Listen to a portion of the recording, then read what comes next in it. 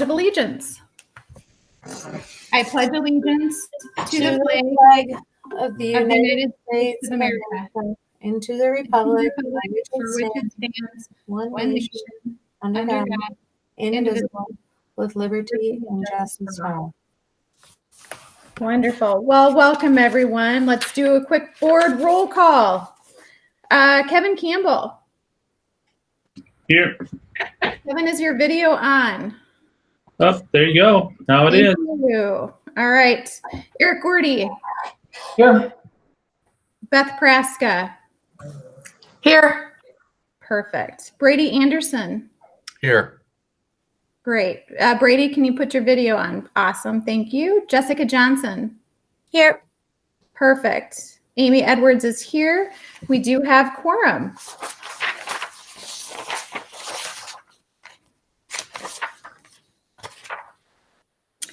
And at this time, I'll read my opening statement. So due to the federal and state emergency declarations, the Minnesota directive to residents to stay at home and guidance about limiting person-to-person contact due to COVID-19 coronavirus pandemic, this meeting of the Rockford Area Schools Board of Education is being conducted in accordance with Minnesota Statutes 13D.021, meetings by telephone or other electronic means. Due to the health pandemic, the school board determined that it is not feasible for at least one board member, the superintendent, or the district's legal counsel to be physically present at the regular meeting location, and that it's not feasible for the public to attend this meeting at the regular meeting location due to the health pandemic. Persons may monitor this meeting from a remote location by a phone call. School board members are reminded to mute their microphone or phone when they are not speaking. School board members who wish to speak should use the chat feature via Google Meet's meeting platform and then wait to be recognized by the chair. The chair will determine the order in which the board members wishing to speak will be recognized. When recognized, the board member should unmute the microphone or phone to speak and then mute their device. All votes will be conducted by roll call. In each school board member should wait until their name is called before voting. Persons monitoring this meeting from a remote location may submit a public comment by filling out a public comment form, which has a link located on the district website, and follow the directions on the form.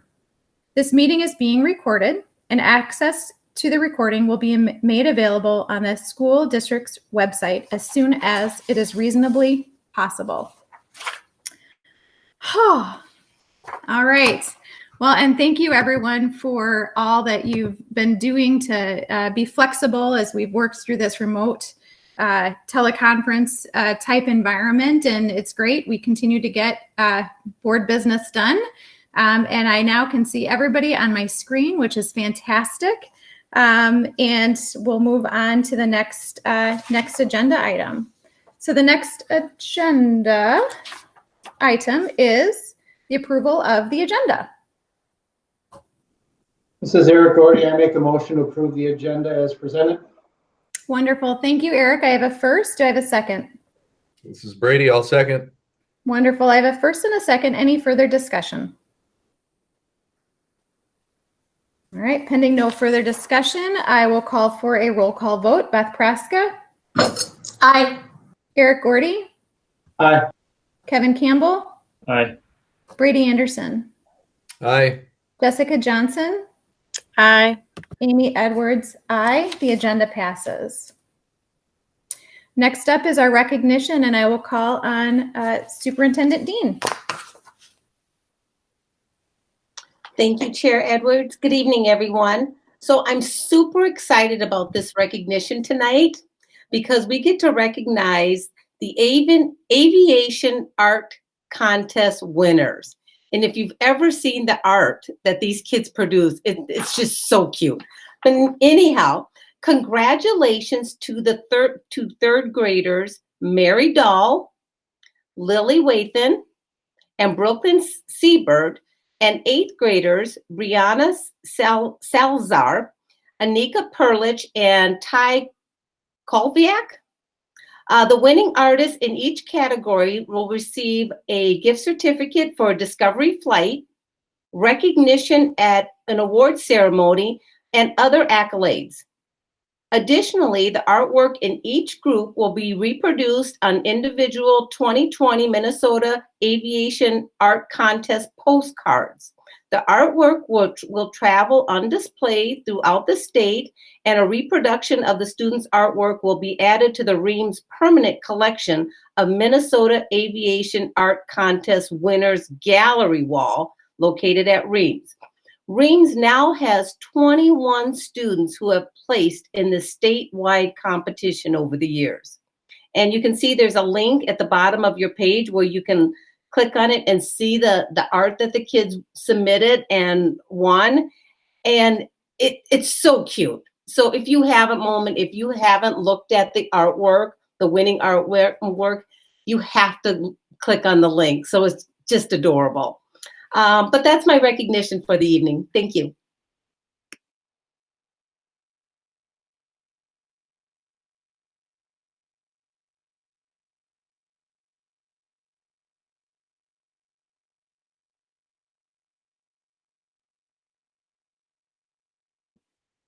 Chair Edwards, we only had the recognition for Reams this evening. Yes, I was trying to unmute my line. I apologize. It kept jumping from me. So next are public comments. And I'll just read a brief statement. So thank you, Rhonda, for the recognition. And it is pretty impressive every year when our kids submit to this contest. And it's just awesome to see how many were recognized from our 3rd grade class and our 8th grade class. Fantastic. So thank you for that tonight. Public comments. So pursuant to the peacetime emergency due to COVID-19 virus declared in the Minnesota Governor's Executive Order 20-01 and the March 16th, 2020 presidential guidelines to limit gatherings to no more than 10 people, as well as the Minnesota Department of Health guidance, attendance of the public at this meeting would not be feasible pursuant to the state statute. The public comment form will be made available to the community for input, and the school board will read comments during the regular meeting. And I was notified by our clerk, Kathy, that there are no public comments that have been submitted. Kathy, is that still an accurate statement? Yes, it is. No one's filled out the form. Wonderful. All right. So then we'll move on to the next agenda item, which is our consent. I would take a motion regarding our consent. I'll make a motion that we approve our consent agenda items. I have a first that was from Kevin Campbell. Do I have a second? This is Eric Gordy. I'll second the consent agenda. All right. I have a first from Kevin Campbell. I have a second from Eric Gordy. Any discussion regarding the consent agenda? All right, pending no further discussion, I will call for a vote by roll call. Brady Anderson. Aye. Kevin Campbell. Aye. Eric Gordy. Aye. Jessica Johnson. Aye. Beth Praska. Aye. Amy Edwards, consent agenda passes. Thank you. Next, we will get into our high student achievement section, beginning with our principal's reports. And our first principal report is from Principal Nyhus. And I see you there on the screen. So I will turn this over to you, and I'm going to mute my microphone. Awesome. Thank you so much. Good evening, everybody. It's becomes our new normal. I know. I actually conducted my first group interview this week via virtual interview, and it went very well. I was super proud of the candidates. And so, like I said, it's becoming our new normal, although it's not the normal we love. We love being with our people. So I have just 4 items on my list, but I do want to touch on each one of them. To give you a little update on distance learning plans, our teachers have continued to push out distance learning plans to our families. We have merged them as of a couple weeks ago to make them have a similar look to them. That went without any trouble, and just switching that over went really well. The plan is to push out new information and new distance learning plans until the end of the month. The the last week of school, our kids are going to be given some super fun activities and you know, trying to get them outside more, scavenger hunts, sidewalk chalk stuff, you know, so it just give them that time. That's usually when we're doing lots of field trips and having a lot of fun outside. And so we're going to try and do the same virtually. So that's the plan for the distance learning plans right up until the end of the year. The student connection piece, I have teachers who continue to use very, very creative ways to make student connection. And we're working very closely with our counselor and with Angel Swanson and Maricela and folks like that if we're unable to get a hold of kids. And for some of them, it's been few and far between, and we really try to reach out and try and work with them. But really doing everything we can to make student connection, and teachers are getting super creative. Hopefully you saw in my last week's weekly parent bulletin the video that Rachel Yakush put together with her kindergartners of Pass the Pencil. So proud of that. And just some of those so cool things that they're doing. And so, like I said, student connection remains top of our priority list and definitely the most important during this time. Once the governor gave us the okay that we were going to be out for the rest of the year, the teachers were allowed into the buildings that week, and we balanced that out. So they came in. Most of my teachers were in a couple times, once to clean up their room and once to place kids. So that was a big concern. If you've ever been part of student placement, Jessica, you can attest to this. Pink and blues, you know, the blue cards for the boys, the pink cards for the girls. It is a massive puzzle, and there's 125 kids laid out, and we're trying to balance classes and doing that virtually. Boy, we had a lot of head scratching, wondering how we were going to do that. So they social distanced, they wore masks, they wore gloves, and they got their classes placed for next year. We're tweaking a little here and there where we need to, but for the most part, those are done. Teachers checked out and got everything put together like summer. The custodians are now doing summer cleaning, and my head custodian, Brenda Barnes, came in and said, I don't know that the teachers' rooms have ever been so ready and so clean. So even though it was a kind of rush deal, they did a fantastic job and got what they needed to finish out the year. And I'm working on the schedule as we speak. We're kind of moving it forward, planning for next year, wrapping things up, and just trying to be creative for our fourth graders and obviously those seniors, and just trying to take care of their hearts as they move on and have to deal with something that's very unprecedented at this time. So that's my report. Wow, thank you. I will call on Kevin Campbell. So no one knows, Brenda, what's happening next year yet. Right. And we now have a couple months, right, of experience. I can't imagine. Last time I got emotional, so I'm not this time. But I can't imagine what it's like with elementary kids, especially. What are you learning? What are some things? Should we have to continue distance learning in the fall? What are some things you're going, okay, we learned this now? I think the thing that I've brought up at administrative meetings and we've had conversations about is, if we have to continue this is not something we're going to be looking at during workshop week. We need to really look at all summer and plan for and say, okay, if this continues, how do we take what we've learned and what works and keep it going? How do we make things better? I think more than anything, the word we use the most in our building, because we are a big building, is consistency. That was a kind of a tough pill to swallow as we, hurry, put our distance learning plans together. Every team did it and did it beautifully, but they were all a little different. And so then we tried to streamline that and put it together. And that was a little tricky. And at the same time, we had no complaints by parents. I didn't anyway. And it worked. And so it's really about, how do we keep consistent? How do we streamline things? But how do we also plan in advance to say, okay, if there's technology things that we need to work on this summer, if there's more things that we need to prepare for, let's not wait until 2 weeks before school starts and panic. We've done that already, and that wasn't our fault. That was the governor saying you have a week, and then our next week was spring break, and every teacher worked night and day over spring break. But we've already done that in 2 weeks. Now we have a little bit of time, so let's use that time wisely. I think that's my biggest thing. And sorry, just to continue, how about thank you for that. And how about in like the equity part of that, right? Where there's such a different gap about what's going on in the home.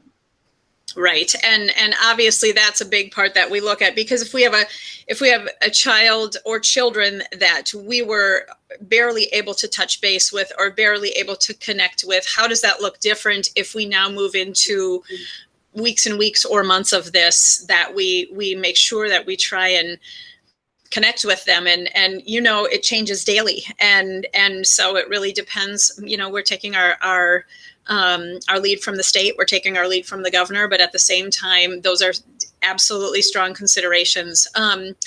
And I'm not sure if you're aware, we've talked about this a little bit at the board level. We are working with the regional centers of excellence. We have 3 ladies that we're working with in terms of really how to connect with, especially our EL students and special needs kids, and how do we raise that achievement. And we continue to work with them even now at a distance, and just say, how do we help them, now, how do we help our students that are maybe not understanding because of the language, or maybe not understanding because the technology background, or so we continue to reach out to our resources, and we're working. Kevin Keller and I have worked pretty closely with those ladies. They worked with our staff. They've done some staff development work with us, but we continue to work with them now in distance learning, just because it's super important now. Mm-hmm. So awesome. Well, thank you, and thanks for what you're doing. Yeah, thank you. Thank you. Anyone else on the board have a question? All right. Otherwise, I will echo the gratitude. It's just, again, like we reflected last month, to flip how we educate upside down and thinking about all the different ways, especially for all of our learners, but definitely our youngest of learners. This is clearly a different way to approach learning, and I know you've got an amazing staff and team, and everybody's rallying around those kiddos. So thank you so much, and thanks for this update tonight. Absolutely, and I would just echo that and say a huge shout out to my teachers. They have been fantastic, and like I said, so creative in so many ways that they're connecting with kids. I tell them every week when I meet with them at our staff meeting how proud I am of them, and I mean that from the heart. They have really connected. How do you help a 5-year-old move forward? But they do. They're doing it, and it's just really impressive. So, like I said, the kudos goes to my teachers, definitely. Thank you. Thank you so much. All right. Next agenda item is the middle school principals report. And I will call upon our middle school principal, Dr. Anderson Hume. Hello, everyone. Hi. I see you. Like magic. Like magic, yes. Once again, I'll apologize. I always come from a closet, and I'm working in a closet, and I follow Brenda with the beautiful pink and black and white, and so sorry. Here's my closet. All right. So a couple of updates for all of you. I think, first and foremost, checking in with distance learning, our student calendar. Brenda touched on many different parts of this, but the first couple of weeks in terms of academics was about getting kids connected, right, and figuring out how we were going to bridge this gap. And so one of the things that we talked about at the middle school is that we're not going to touch on any new standards the first 2 weeks, because we have to. Mr. Campbell talked about the equity piece. It's really hard to present a bunch of brand new teaching to kids who aren't connected, and then have kids start off in the hole to begin with, right? And so teachers were really just using that time to strengthen student skills, existing student skills, with the things that they were doing. The next 4 weeks were really about, the teaching and learning, but trying to balance how much work, what kind of work, trying to find the sweet spot for, we don't want kids to be overwhelmed because then they completely shut down. We want kids to have enough to do so they stay connected and they're learning, and to really try to figure out where that line is. And I think my staff did an amazing job with that. I will tell you, throughout this entire process, I had one negative email, which I think is astronomical. I can't even believe that that's true. I'm knocking on wood at the moment. The other part of it, once we found out that we weren't coming back, I think that there was a natural dip in everybody's motivation. The kids were very disappointed. The staff was very disappointed. So now we were, okay, well, how do we bridge this gap? Because now the gap has gotten even wider. And so we really talked about the connection piece, and we talked about how are we going to pull kids in, right? We know that for some kids, they come to school for art class. Some kids come to school for ed class. Some kids, well, what does that look like in the digital world? If we have kids who are not all-stars in reading and math, how are we going to get them to buy in and get them to be connected to the lessons? And so my staff really just focused on connections and interest, and how do we teach standards doing really high interest activities, and how do we get kids outside? Because we cannot just continue to have kids sit in front of a computer screen for 6 hours a day. I mean, it's not good for kids. So then what's coming is we're going to do something that's kind of similar with the elementary. We're going to spend the last week of school really talking about STEM activities. Because once you hit the secondary level, we still have to be responsible for hourly attendance. So kids still have to check in with their classes, but it's going to be about grade level, STEM-based, outside if possible activities and learning. And then for kids who are really have some big gaps from the things that they've been doing, again, it's very hard for a teacher to judge how a student is doing if they're not seeing anything from the student. And so then all of that energy that last week of school is going to be about what is it going to take to get these kids connected and to be able to turn some things in. And if they don't, I've already explained we're going to go for a pass incomplete final grade at the middle school.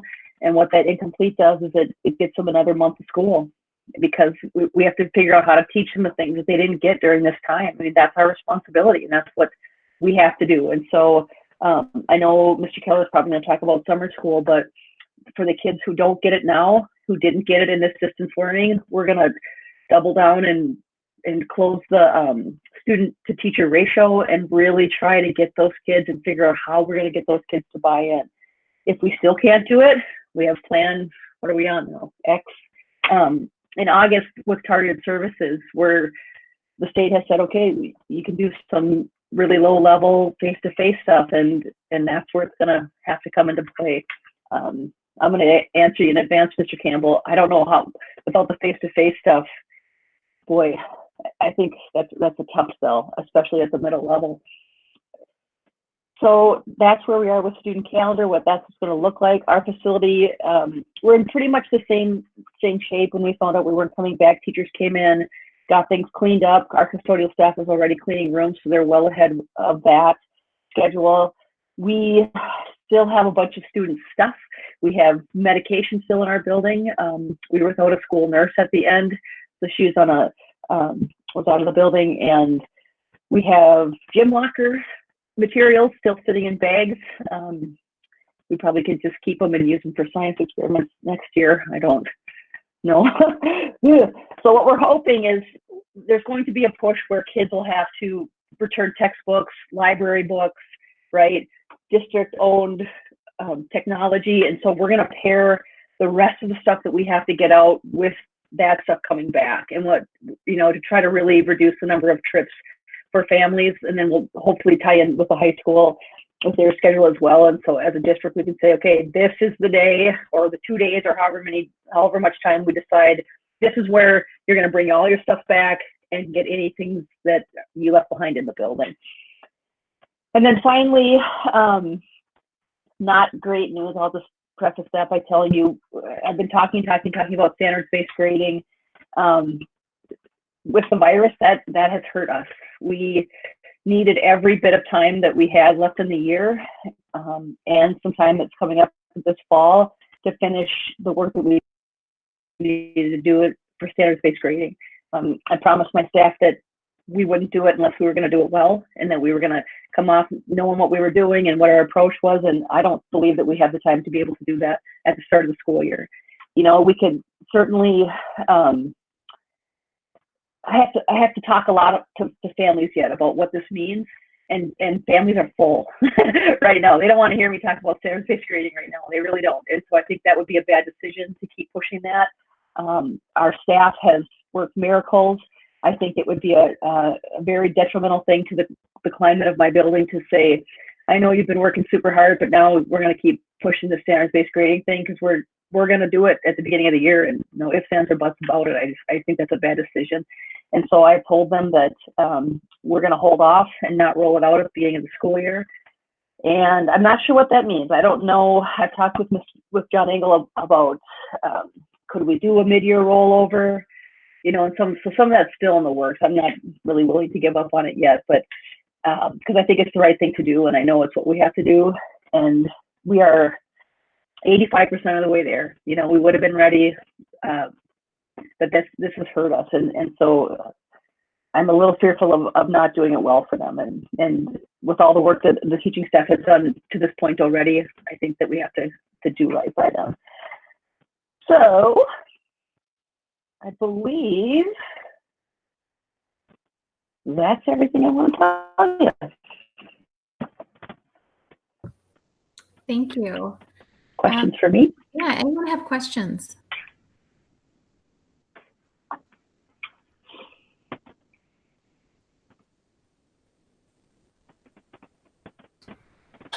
I'll just ask because I like asking. I mean, I have questions on it.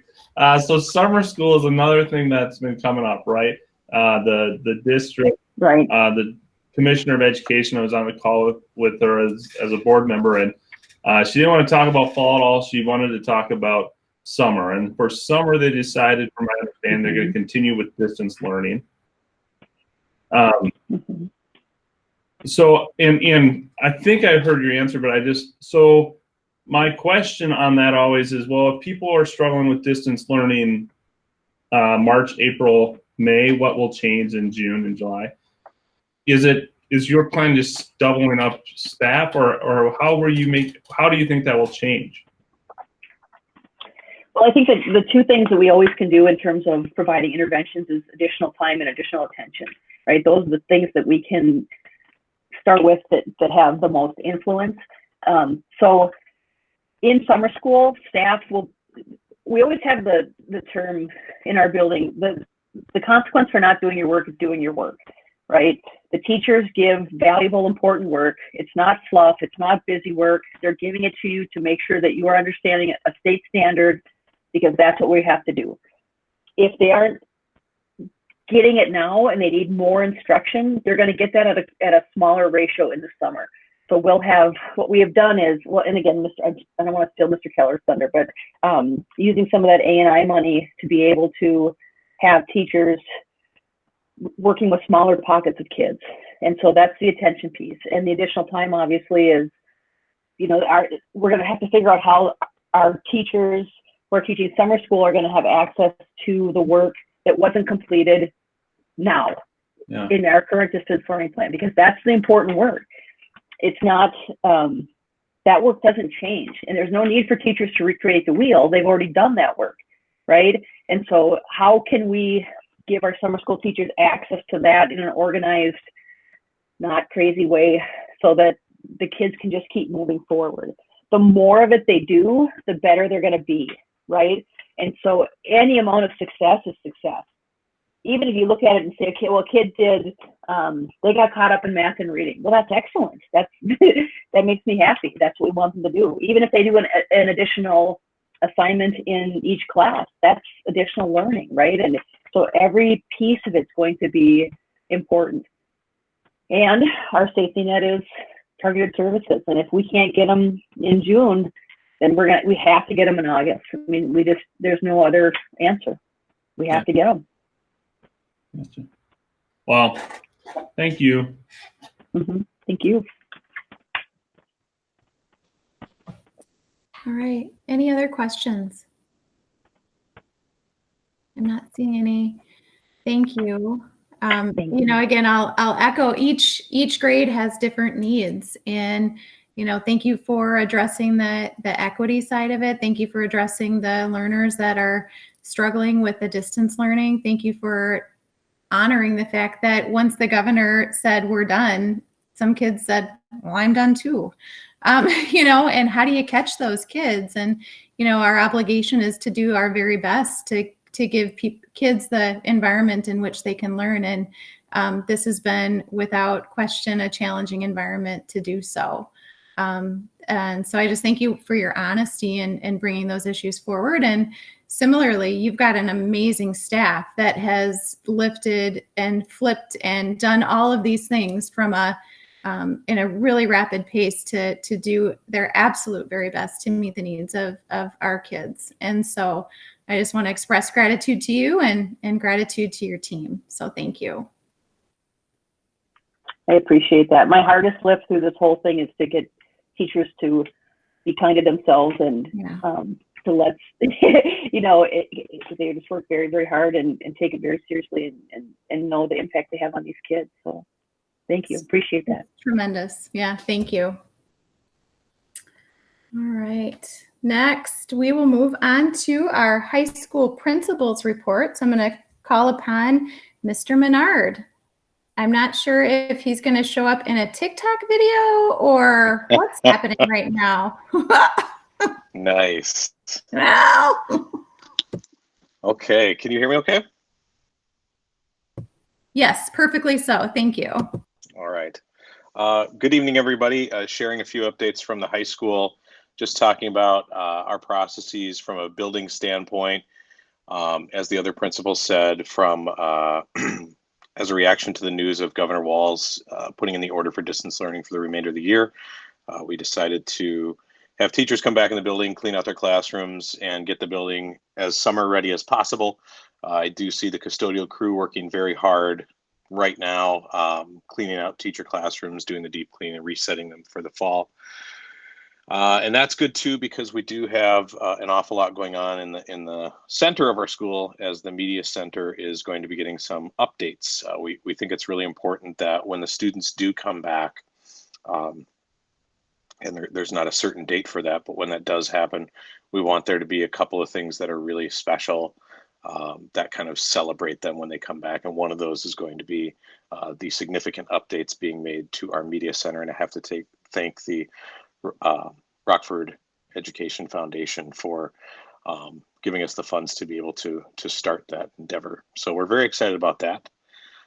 In terms of what we're doing right now with engagement and outreach for the students, our students are logging in and marking themselves present in Infinite Campus. That is not a flawless system, you know, due to many factors, including the age of our students and the fact that they have a lot going on and they may or not remember to use Infinite Campus as the system with which to engage every day.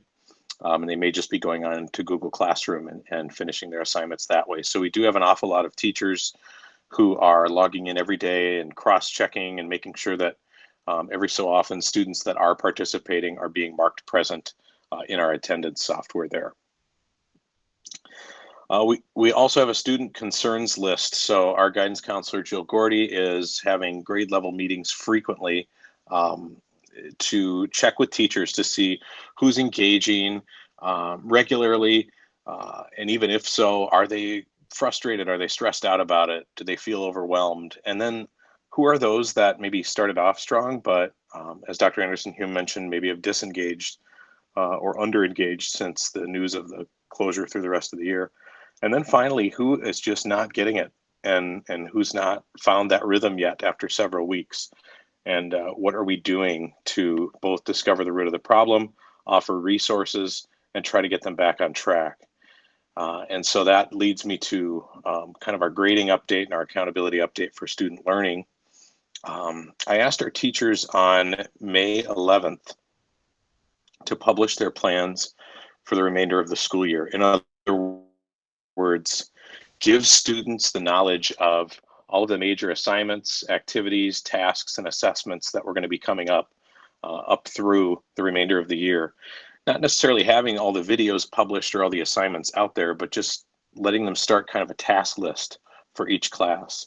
And I found that has already helped students kind of game plan how they're going to go about learning each week and navigating their workload.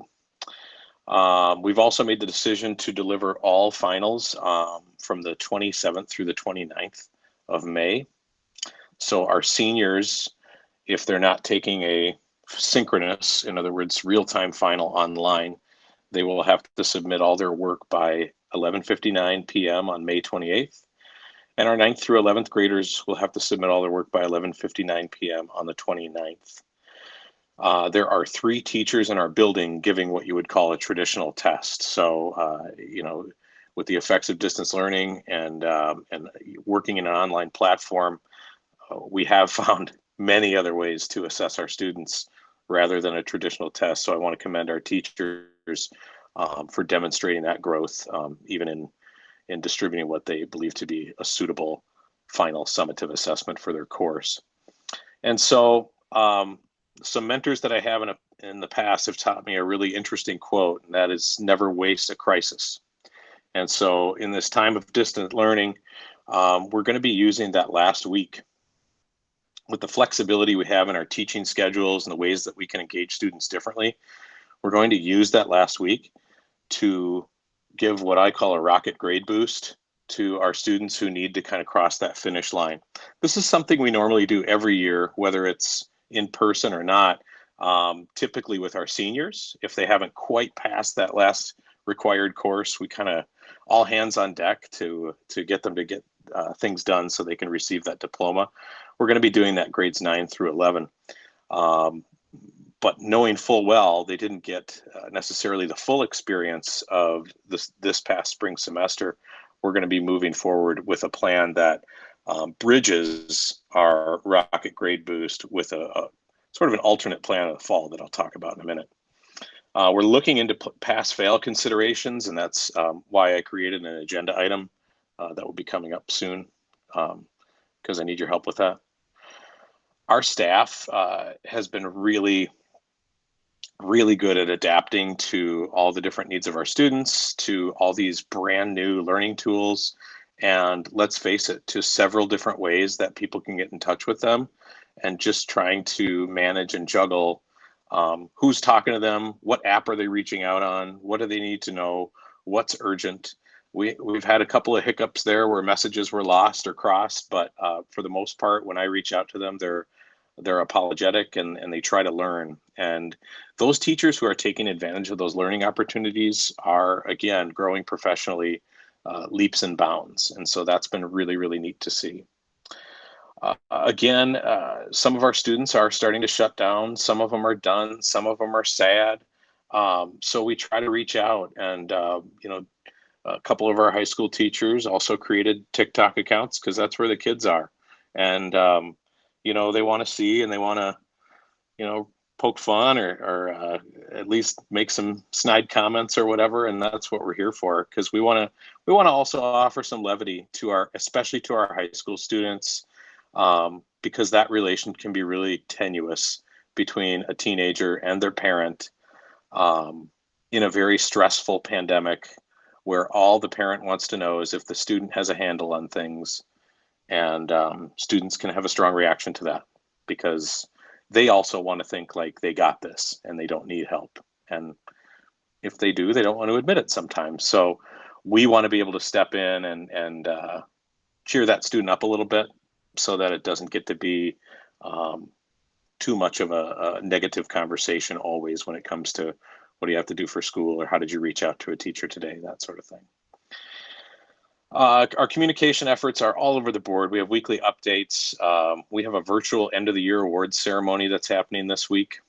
I believe it's Thursday evening. And so there'll be a graduation update that's going to be given later at this board meeting as well. And then handling individual parent concerns by phone, email, Google Chats, Google Meets, and really getting to know also, again, with some of this unstructured time, we can get deeper to the root of a student's problem or hurdle in learning. And we can get creative with how do we continue to reach out to that student? What are ways or strategies that we can use to help them prioritize, where we sometimes can't do that when it's 50 minutes, 7 times back to back to back. And so we're trying to use that opportunity as best we can. Looking ahead to the future, again, we're using that last week for the Rocket Grade Boost, some summer engagement opportunities for students to pass. So in other words, we're kind of thinking about 3 phases here. We're thinking about that last week and what can we do in those 4 days to get students over the hurdle. We're thinking about engaging them in a summer school model and what can we do to get them to pass that. And then we're also thinking forward into the fall. And we're going to be we haven't created the verbiage yet, but it's basically, I call it a first day final, where teachers will develop an assessment that if they would have taught everything they wanted to teach in the fall, this is what they would have want their students to know. And it's not graded, but it's a way for us to tell where are the gaps right away and how do we need to address them. And currently, we're just kind of circling around what the threshold will be. But I would say that any student who scores a C or lower probably has enough gaps that we need to address it. And so there are ways in which we'll place them into our guided study course or into our homework help with specific curricular activities to meet those standards. And when they complete them, we check them off, and then they can continue on the next level of learning so that they don't miss a beat, and so that they can prove that they can be successful at that next level. That's going to be really important to us in the fall.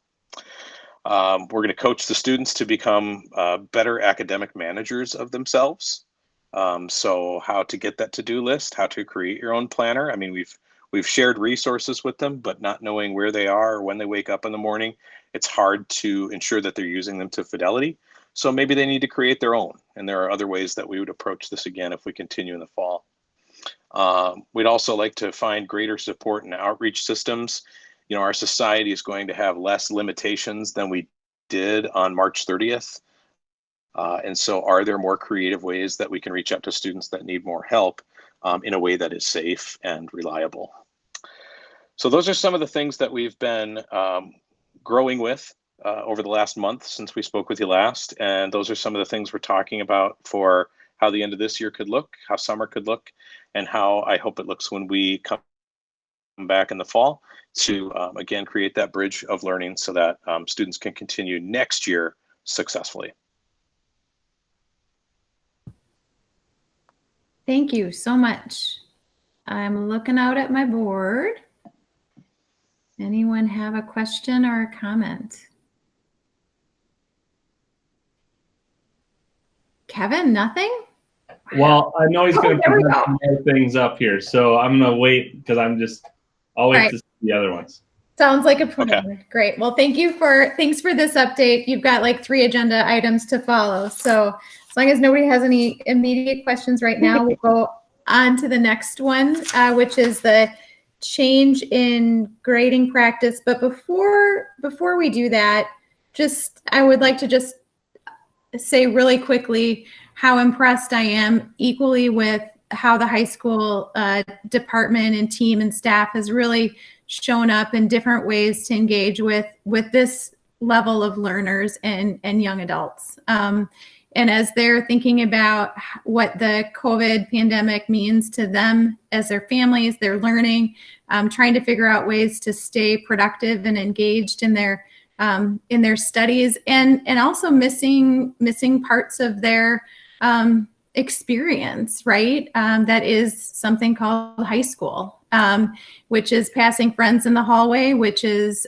being involved in extracurriculars, which is you name it, right? And the story goes on. And so I appreciate the update that you gave and just how your staff are finding other ways to connect and fill in as many of those gaps as possible and stay connected with our kids. So thank you so much for this update. I really appreciate it. You've got 3 more agenda items to go with us. So I will, but I wanted to honor your team as part of your principals update. So thank you. Thank you. Thank you. I agree. So next we'll go into change in grading practice. Yes, thank you. So one of the things that we've noticed in looking at our grading practices and some of the activity that has occurred in this distance learning time is we have students who were successful, and some of them had issues that were or were not related to the pandemic. Some of them had access issues to technology and reliable internet access, and others just have needed support. I'm thinking of our students with special needs who need a high level of support. And all three of those groups of people, we would like to consider altering the policy on, or the guideline in the handbook on pass-fail grading. And I'll call your attention to that. It's on page 12 if you have the document handy, but it basically says pass-fail grading is not an option for students in required classes unless a student's individualized education plan stipulates otherwise. And then it goes on to say that elective courses are the building's prerogative. But what I'd like us to consider is for those students that didn't have the ability to access our curriculum in the first 3 weeks, for the students that are reeling either physically or mentally, or have had family greatly affected by the pandemic, or that are under-resourced, or that have parents who have a work situation where it wasn't shut down, but that parent didn't have access to mandatory healthcare worker childcare. I'd like us to consider changing that first part where we could allow for the caveat of pass-fail grading to be an option for students in required courses for the spring of 2020.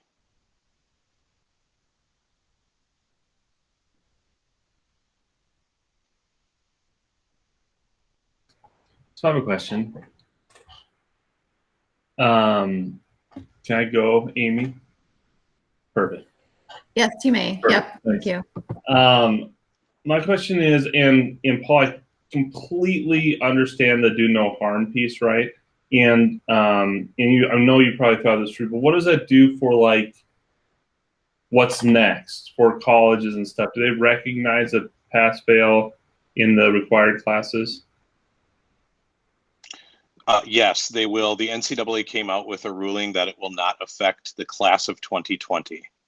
And so as we move forward, some of our more academically struggling kids, we'd have to keep an eye on what they rule for, say, the class of 21, 22, and 23. But right now they did kind of push that off, and they only made the declaration for the class of 2020. I can tell you for a Rockford high school graduate, it does not count toward their GPA if they receive a pass grade. It doesn't count for or against. So if it's not a Division I or Division II athlete, it really depends on the individual institution that they're going to. Gotcha. Also, I should mention that we'll be placing some verbiage on our transcripts for this semester for every student that kind of describes these grades were during the distance learning mandate and the COVID-19 pandemic, and sort of please, issue your judgment with caution, that sort of thing. And that's pretty much a standardized message that we're seeing coming out of guidance counseling offices across the state. Great. Hey, Paul, this is Brady. You Brady. mentioned a number of different categories of students that you would consider to be eligible for pass-fail for mandatory classes. What would be kind of like the process? Would they just kind of self-identify and say, hey, this would be a great fit for me, and you'd say, okay, and away you go? Or is it, does it go beyond that? I'm just curious as to kind of what the logistics are. Yeah, great question. I think we'd look at the students who, well, first of all, we'd look at the students who have a D or an F right now. And there's a large number of them right now, which isn't atypical in a spring semester in a high school. But it's going to be harder for us to pull them into a classroom and say, get this done. And so it's those students for sure. But also there are districts that are allowing families to basically apply to consider a pass-fail. That's something we may or may not consider. But I'm mainly thinking of those students where I don't want them to go from a B+ to a D. And so if they're at a D right now, I want them to get the P, and I want it to be just on their transcript as credit is what it basically would be.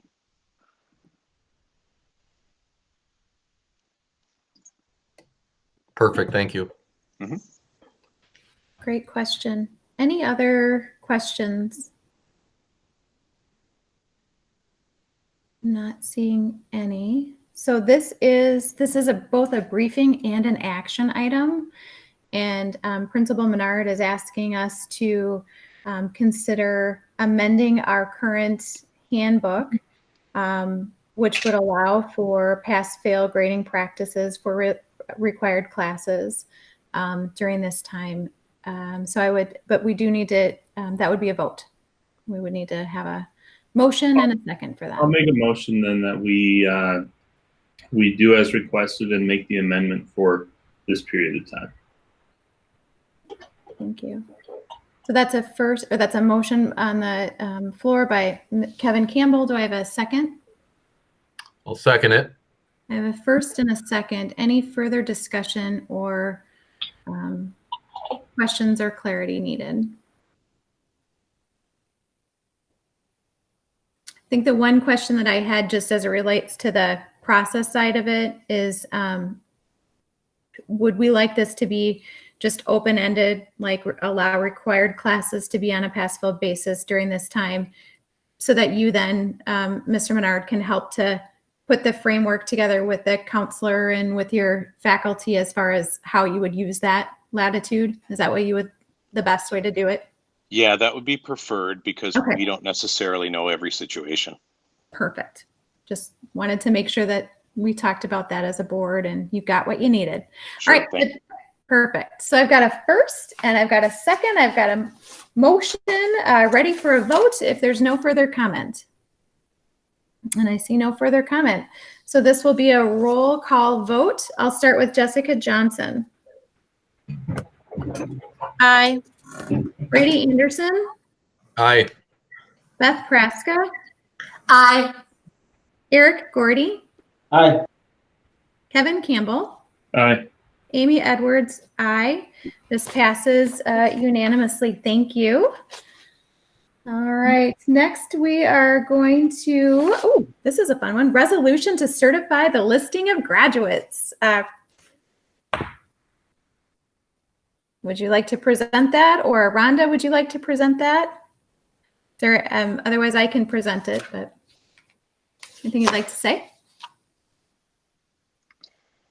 I'll chime in and say that this class has been through a lot, and they've earned their stripes. And I would support moving forward with resolving the class of 2020 to graduate with a Rockford High School diploma. Thank you, Mr. Menard. All right, nothing from, okay, Nope. Great. Agreed. So wonderful. So as printed in our board packet, it just further clarifies that the board needs to pass a resolution authorizing the high school principal, Paul Menard, to grant high school diplomas to all Rockford District students that have met the state of Minnesota and Rockford Area School District graduation requirements. If the board agrees, this will certify our listing of graduates. There is a resolution in your packet. I would entertain a motion for that. I would like to make the motion to accept the resolution as stated. Wonderful. That is from Jessica Johnson first. Do I have a second? I'll second Beth. I have a second from Beth Praska. All right, I have a first and a second. Any further discussion? I think I still get a vote, but I'll just say my daughter is on that list, and I'm excited about that opportunity. So that's great. That's awesome. Nice. All right. So this will be a roll call vote. And yes, I do believe, Mr. Campbell, that you still do get to vote. So since it's the whole list, Brady Anderson, Aye. Jessica Johnson, Aye. Kevin Campbell, Aye. Eric Gordy, Aye. Beth Praska, Aye. Amy Edwards, aye. Resolution passes. Thank you. All right, and then our next agenda item is regarding graduation. So Mr. Menard, would you like to update us as to where we're at with graduation preparation? Absolutely. In the interest of time, I will spare you the entire story, but we initiated a survey with our students and our parents of the class of 2020. Simultaneously, I was meeting with principals throughout the Wright County Athletic Conference, and what came back were two very, very favored options from both the parents and the students. Of course, the favorite option was an outdoor open space, socially distanced graduation. That was clearly not permitted by the Minnesota Department of Ed's regulations and guidelines that were sent out a while back. However, the second option that was chosen was a drive-in graduation option.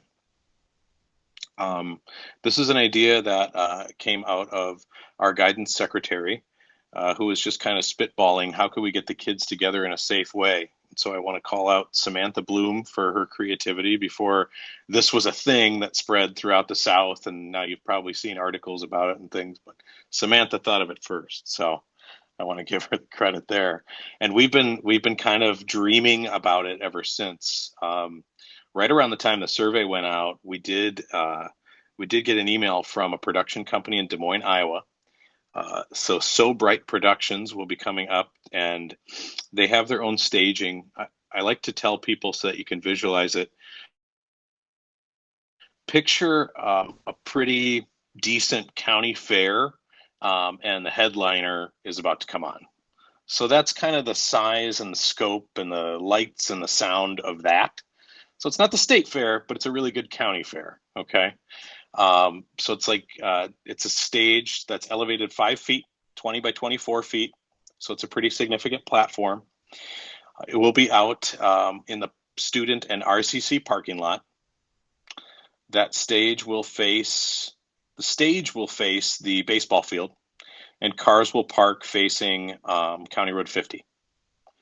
We will have cars spaced every other space.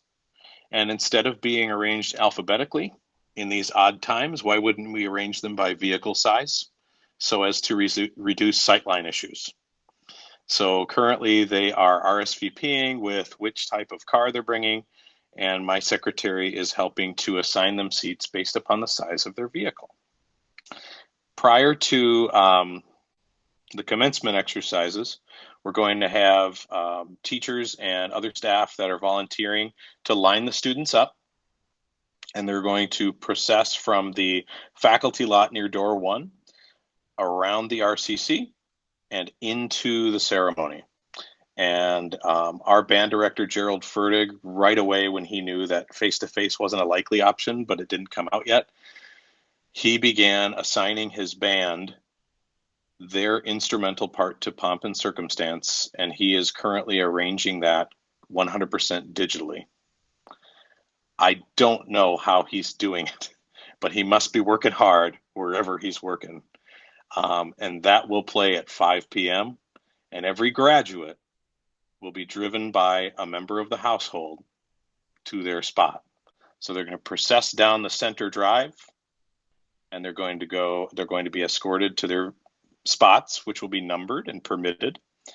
And when it comes time, we'll still have the valedictorian and the student senate president speak, because they'll be able to enter the stage one at a time and speak. And then they'll go back to their vehicles. And then the faculty speaker will come up and speak. He'll go back to his vehicle. And then each graduate will drive with their family members in front of the stage. Superintendent Dean will award them their diploma while we read off their name, and then they'll go back to their spots. And then they will be led out by our school resource officer, Eric Burley. And so we're trying to make it as special as we can for a class that's been through a lot.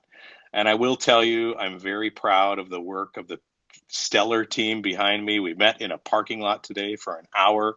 Our plan has changed 11 times, but we're confident that this will allow us, the students, the space that they need, the recognition that they need. We're going to have it decorated as they drive in, so it kind of looks like graduation would have in the RCC. And we have the Star Spangled Banner already pre-recorded, so we're going to play that too. And I think it's going to be really special. As I look at the plans of all the other high schools in Minnesota, but certainly in Wright County, we're foot and shoulders above every other high school. They're doing it virtually, and students and families are driving up and getting their diploma, which is safe, but I don't think it's as special as what we're trying to give our class of 2020, who've been waiting for this for 13 years and their parents for 17 or 18 years. So I'm excited about it. We're going to be burning the midnight oil these last 10 days to figure it out, but we want it to be memorable, and certainly this will be a graduation to remember.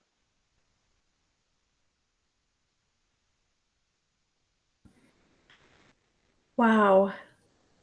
Wow. And I know with each declaration from the Department of Ed and the state and the governor, you all have had to be nimble and shift and all of that. So you brought tears to my eyes a couple of times there.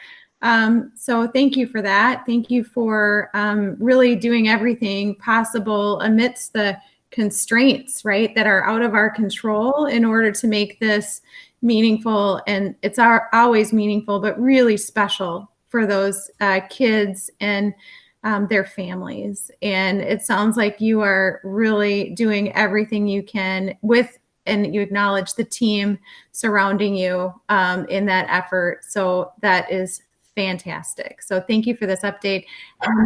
I see some questions amongst my team. So first one is from Kevin Campbell. Yeah, perfect. I'll just say I was part of a MSBA call which talked about graduation and different things. And one of the pieces of advice that they gave the districts is you want to just make sure you follow the guidelines, right, or the guidance. And so I'll just say, as I hear what you shared, it sounds like you're following the guidance to a T, as well as making it the most creative you can be within that. So well done from what I can just see in my imagination as it's playing out. I think it's going to be really special. And, you know, I know it's really important to a lot of kids of what that's going to look like. And I know there are things like, you know, just some of the safety concerns, what happens when they get out and hug, what happens when they, and I even think some of the things about bringing the car up kind of actually helps delay that. You know, if that's going to happen, it's delayed towards the piece. So I think it's very strategic what you guys are doing. And I think it's going to be a cool experience, which is ultimately what we want for our students. So awesome. Thanks. Anyone else? Yeah, I think Kevin said it, but I'll even underline it a little bit more. One of the seminars that he and I both had attended, and one that he attended alone, was they filed the regulations with safety and the Department of Public Safety, as well as the Department of Public Education, so that there's two different ways in which those requirements are enforced. So that's what Mr. Campbell is getting at, is a huge degree of gratitude for really doing everything you can to stay within those guidelines that actually are there and they are enforceable. And also keeping our kids safe, our families safe, and creating a meaningful celebration that is going to be so memorable on so many ways and so many wavelengths. So thank you so much for everything. Really, really appreciate it. Yeah, and I just want to acknowledge that financially this was made possible by canceling some of the orders from our face-to-face graduation, and so saving us those expenses. And then this donor doesn't know it yet, but his contribution fills the gap exactly. Nice. Mhm. Great. Thank you.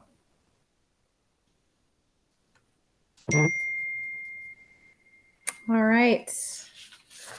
Next. So thank you, Mr. Menard. I think those are all of your agenda items with us this evening. Next, we'll move on to our Director of Teaching and Learning report, Mr. Keller. Good evening. How are you guys tonight? Good, thank you. Good, excellent. Hey, Amy, can I ask, I would like to, I neglected to put down one line item. We can get to it pretty quick under curriculum PD, under summer school update. If it so pleases you, I would like to talk about the Reams science model. I intended to put it on the agenda. I can hold off if needed, but it would make sense to talk about it tonight if that's a possibility. If it's not, that's okay too. It's just within your agenda time. Okay, great. I'll cover that then. Thanks. All right. Mhm. All right. So under district assessments, we're talking about Pupil Plus. I had the opportunity earlier this spring, before all of this distance learning, to head up to Resource and Solution in Sartell and work with a group up there. They put out a product called Pupil Plus. It's an analysis tool of our access and MCA scores. Which we will not have MCA scores this year, obviously, but they were trying to roll it out for this year. So we went up there and when I say we, it was me and Kevin Neff went up to Sartell to work with them to get an early view of this tool. And we really did like the tool quite a bit. Obviously, with the shutting down of the MCA testing this year, there are no MCA scores, but we were able to finish the access test for our EL students this year. And so because we were part of that initial pilot program, they've granted us access to this tool for next year, which aligns real well with our elementary interest in access scores. Brenda had mentioned that we've been working with our what's called the regional centers of excellence, our EL and math specialists, our elementary specialists, in a lot of areas. And one of the pieces that came up over and over again when we brought them into work with the Ream staff was that the Ream staff in particular wanted to know more about access scores, what they meant, how can we align that with what we're doing in our classrooms. So this Pupil Plus pilot program for next year will give us some of that training that we're looking forward to. So that we're excited to kind of push that forward. And it's a forward-looking piece for all of us to kind of circle around for next year also. So that's just the first part I wanted to throw out there at you here. Under curriculum and PD, one of the things that I asked some of the staff members to do was to standardize some of those tools and the plans and the look of the plans that have been pushed out through our distance learning committee. And one of the things that we came up with was the fact that all of these tools that we deal with for students, particularly under the age of 13, need to fall under FERPA and COPA compliance. And so we've here's a couple more acronyms for us. COPA, FERPA, it's the Children's Online Privacy Protection Rule that protects students under 13 from from privacy, and we try to purchase products and use products that are COPA and FERPA compliant under federal law. And so things like Seesaw were put into place. Google Classroom is COPA and FERPA compliant.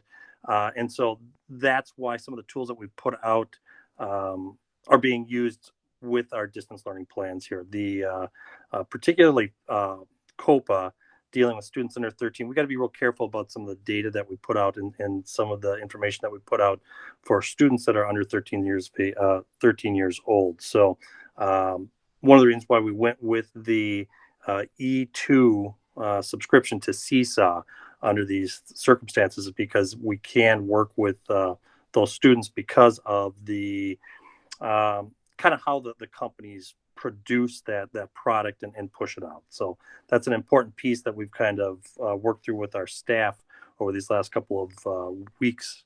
And as we move forward into next year and if we need to continue to use some of these products, we will continue with COPA and FERPA compliant products to engage with our families and our students.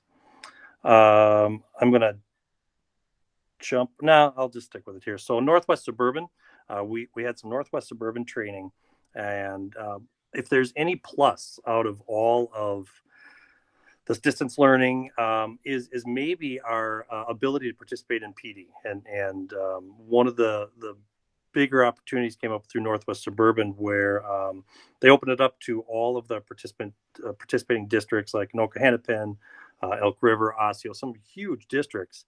And they recently had a series of cultural competency PDs that they put out there. And it was really nice to see that Rockford was really finally able to participate at a great level. We were 1/3 of the participants at that particular PD around cultural competency. And I really see this as maybe an ongoing opportunity.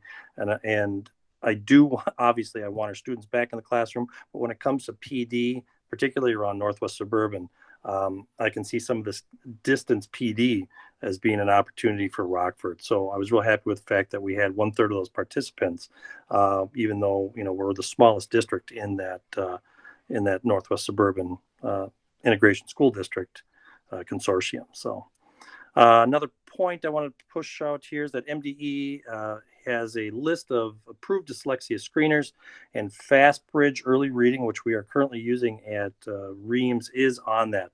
And so as we develop our dyslexia plan over the summer and we push into next year, we're going to investigate how we can continue to use that FastBridge early reading, not only in our elementary, but possibly in our middle school environment. And so that's a piece that will be coming forward throughout the summer as we kind of work on what the legislation around the dyslexia screener, what that means for our district, and how we can push that out with our students. I'll get to summer school in just a second here, as long as we're talking about kind of elementary stuff. I do want to talk about the Reams science model pushing forward for next year too. This is something that I brought up early on in the year as I started to attend a lot of the statewide meetings around science standards and all the changes that are happening with science standards. The K4 standards are also changing, and as they changed, I had to start to think about, how can we supply classrooms with updated science materials and get people trained. And so I kind of put out the idea of a science specialist at the elementary school. And the science specialist would kind of act as not the only area that we'd have science, but a specialist where we could send all of our classes and really get an opportunity to dig in with one person into those science standards, a K3, maybe a K4 specialist, and buy the types of science equipment that's really necessary to enhance that at the elementary school. So that's the model that we're kind of looking at for next year, as possibly moving forward with that science specialist at Reams, and the opportunity to get somebody trained and to really have a high level of science equipment that all of our elementary kids can work with. It's kind of an exciting way to go about this. There are a lot of models around the area where science specialists are used just like this. And it kind of makes sense for where we're at right now. We can talk about that a little bit more as we go through with this too. The principals talked a lot about summer school. I believe Bobby called it Plan X. If I'm not mistaken here, I thought that was kind of an interesting way, because we've talked about so many different options here. Literally last week, I want to say Thursday, MDE finally updated their summer school guidance. Some of their guidance says that potentially we could bring kids back into the buildings at a 6-to-1 ratio or a 9-to-1 ratio.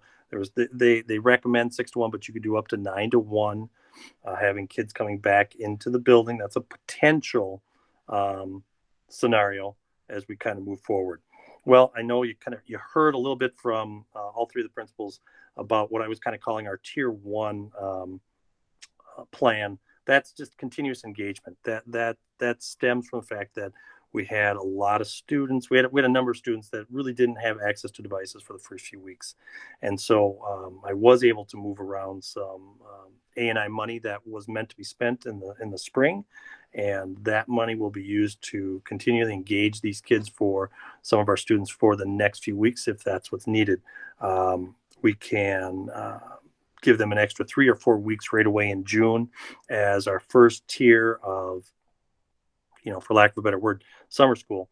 And then the second tier would come possibly around August. We kind of want to find out a little bit more what this is going to look like. It would be through targeted services, similar to what we've done in the past years.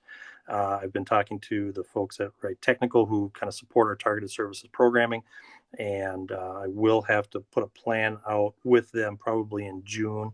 It doesn't take a long time for us to turn that around, but we really had to see what were the options coming from the state, and so we're going to put together a plan over the next couple of weeks for that August targeted services possibility.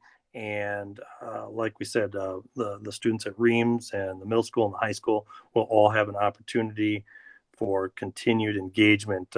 Those students who need that continued engagement in through June, and then again for some targeted services a little bit later. We may, I've got some emails out to John Engel about some students that might have to keep some devices over the summer to continue that engagement. But those plans are kind of coming together literally as we speak. I know I'm going to the Reams meeting tomorrow morning to talk a little bit more about summer school and some of these pieces that are kind of moving forward here. Last thing I want to touch on here is data and technology integrationist Kevin Neff, and he had put together some work on those 2 days that we had off. I believe it was May 1st, Monday, May 1st, or Friday, May 1st, and Monday, May 4th. Teachers were still working and students had the day off, but he was able to arrange, along with some of the building teachers. We've identified what we were calling kind of our distance learning champions, and some individuals that have kind of stepped up over the last few weeks and championed a digital tool or a technique or something like that. And we had over 140 teachers participate. Obviously, we had several teachers participate in more than one, but we had 140 teachers participate in group or individual trainings on Friday, May 1st and Monday, May 4th. That's a lot of training. And so, to answer Kevin Campbell's question in advance, is there anything that's good that's coming out of this? And I would argue that in terms of PD, this has been a way that I will continue to look at in the future to push out some PD for our staff members. It's been successful. I don't know that we'd get 140 teachers to volunteer to come out on a Monday or a Friday like that, and, under other circumstances. So we're going to continue to kind of push that model. But that being said, there's absolutely no substitute for a teacher in the classroom and kids coming in face to face. So as much as we've been successful with some of this PD and some of the pieces that we've been able to put together, like I said, there really is no substitute for the teacher with a class of students and working and cooperating with those teams and seeing each other face to face. So thank you. That's where I'm at for now. Thank you. Looking across my board. Anyone have any questions? No. Well, I do. So you had mentioned maybe you didn't mention. You mentioned technology. What I'm thinking about is we're going to close out this school year. We're going to roll into the summer school and all of that. And I'm already fast forwarding to the fall. I know the book is not yet written on what the fall looks like. What I heard you say is that for summer school, we're looking at 6-to-1 or 9-to-1 ratios. Potentially, right? Yeah. If, any sort of physical distancing standards continue into the fall, obviously that will have a pretty significant impact if those are applied to the school setting, right? Again, time will tell where all of this will go. That would have a pretty significant impact on how we approach things. So I have a twofold question. One is across the state. So I think about the equity and disparity in multiple different ways, right? And some are just even assets that districts have access to that others don't, as one mode of that, right? So fast forwarding into the fall, if we were to continue into some modified learning environment, whether it looks like it does today or whether it looks like something different, do you see any additional guidance coming to the state as far as what those standards would look like? And then also any shared curriculum even that the state would be providing, so if we've got standards-based education and all of our kinders need to be taught X or all of our second graders need to be taught Y, are you seeing anything at the state level in your circles with educators going towards that? Or do you think that everybody's going to have to be making these independent decisions about like, well, we're going to have to use Seesaw, but this other district is using something else, and still kind of patchworking at all of this new learning? So I'm just curious on that. Oh, Eric. Yeah. And I have had the opportunity, I get to sit in on a couple of statewide meetings every week, and I have some good relationships with our West Metro curriculum coordinators and some folks out of Sartell. I happen to live very near one of the Dyna technology integrationists, so I bend his ear frequently, and I've talked to some former colleagues too. And in regards to equity and like disparities, that has been addressed statewide many times, not only in these smaller groups, but by the governor and by MDE. And there is a lot of focus on what we just passed tonight about the pass fail. That's come up many times. There are some districts that have gone completely pass fail. These are larger districts than what Rockford is, and I think we can manage our situation a little bit better. Just that's one of our advantages is our size, and we can look at our kids as we kind of go through. So the equity and disparity that might show up in some of these larger districts, I think we can manage some of it a little bit better than say some of our larger neighbors. So in that sense, that's good. We can kind of wrap our head around it. Many times when I'm in meetings with people, they'll come up with a scenario, and it's can be kind of sticky. But oftentimes I'll ask a simple question: how many kids are we really talking about here? And we get down to real numbers of kids that are manageable, like 5, 6, 7 kids, 5, 6, 7 families that we can reach out to and we can connect with. So I feel good about that from the perspective of, I think we definitely identified early on, and part of our summer school, that top tier, that tier 1 part was a response to this concept of equity. Now, what that looks like moving forward, like you asked, that's tricky, and I know we're going to make some adjustments to really standardize what tools we use in Rockford for sure. That will remain a local decision, I believe. I don't think the state is going to mandate that we use any particular tool. So as we kind of move forward, we got to kind of keep that in mind, that those types of decisions will remain local. I can tell you though that in terms of shared curriculum, immediately I had access to a lot of information from around the state, and I think we got off on a pretty good note in Rockford, personally, in that we got our feet under us right away. Again, a smaller district, a little bit easier to manage, and I really saw the teachers step up and get on board fast. Nobody wanted to do this, trust me, but how quickly things adapted was pretty amazing.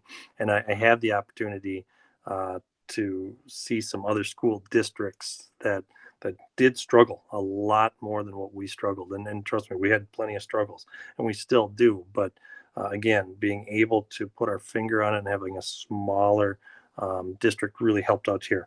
I'm not seeing anything specific from the state in terms of shared curriculum, but there is a lot of collaboration between districts and ideas and what those district distance learning plans would look like.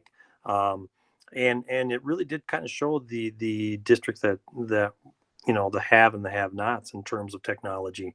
I've talked to, like I said, some of the folks from Edina that had a one-to-one in place prior to all of this, and they kind of were able to transition real quickly to using a learning management system, Schoology, along with Infinite Campus, and aligned a lot of materials quickly to what they would do on a regular basis. And so for some of those types of districts that had that in place already, it was a definite advantage. I think our advantages are definitely our smaller size and our ability to kind of be flexible and move with what we needed. And we also had some teacher leaders step up regarding some of the tools that needed to get pushed out quickly. And without that, you know, we do have I say this a lot, we do have a lean administrative team, and without that teacher help, this could have looked very different. So I do appreciate all that help, and it's brought a lot of people together. That and I've worked with a lot of staff that I hadn't previously had the opportunity to work with too. So, but as we move forward, you know, I'll definitely try to keep you updated on any type of shared resources that comes out, and that's why we meet every week with that distance learning committee to push out any shared materials that are coming from the state, and to really keep the district in alignment, making sure that everybody from every building knows what kind of everybody else is doing and what things look like. Great. Thank you for that. I just think, you know, in my non-educator background, I'm thinking like I mean, you know, I'm like, okay, if everybody's in the same boat and having the same problem, you know, what is the statewide strategy to align around that common issue? So thanks for that. It sounds like the book is currently being written, but you've got a lot of key connections. Mr. Gordy. So Kevin, I know you don't have this today, but eventually since we're talking about accessibility and equity across, it would be nice to know eventually how many students were dependent upon district provided technology, as well as we get to our reunification side of a blended learning, as we start to totally back into school, eventually either through summer school or next year, your reliance on your digital platforms is just going to continue to grow. Right. So my question will be for the future. One, how many students were dependent upon district provided technology? It would be interesting to know how many parents went out and actually purchased something, right, to help supplement their child's learning, as well as what it would take, and John Engel would have to be a part of this, what it would take to possibly get us to a one-to-one, because like I said, our digital platform dependency is increasing. And to not have children with the proper technology in hands is not desirable. So eventually, if we could get some information like that, I'd appreciate it. Yeah, and I don't know if you were able to see it though. We did push out about 200 devices across the district, and I agree with your assessment that we've got to kind of up our game in terms of having the ability to push out some devices for our students, and I've said that all along too, and in terms of the platforms that we kind of move forward with too. I will say that the companies out there have really stepped up and learned with this also, as the pressure was put on them. And so I definitely saw it with Google. I definitely have seen it with some other companies as we've kind of moved forward. So yeah, and we can kind of look at what this blended learning environment will look like in the near future here. So yeah, it will be interesting. And not that I'm ever up for spending money, but I'm just asking. Yeah, I hear you. All right. You are the treasurer, Mr. Gordy. So it is appropriate that you are asking proactively, like, again, we don't have the crystal ball. We do know that we don't have one-to-one in this district. We do know that we're going to rely likely pretty heavy on technology for the coming months and for potentially even longer than that. So yeah, the board would certainly need to know and understand what that landscape would look like and what you need from us in those efforts. So Absolutely. Thanks for planting that seed, Eric. Appreciate that. Yeah. All right. I don't see any further questions from our team. So thank you very much. Thank you. Yeah, and thank you for the thorough update, as well as certainly everything that you've done to knit everybody together virtually, right? I mean, it's one thing to do this if you're in the same room together, but our teachers have all worked virtually to try to align all of this with you as well. So thank you for your update, and thank you for everything you've done. Appreciate it. Thank you. You're welcome. Yeah.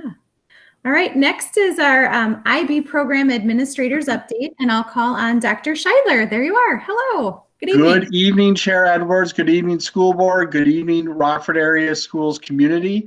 I'm very excited to give our update, especially this timing couldn't have been more apropos. We are right in the midst of our MYP virtual site visit or remote site visit. I'll get to that in a moment. I'll just go right down the line. Our MYP, DP, and CP application for authorization process, just to kind of lay the groundwork, that is our next big submission.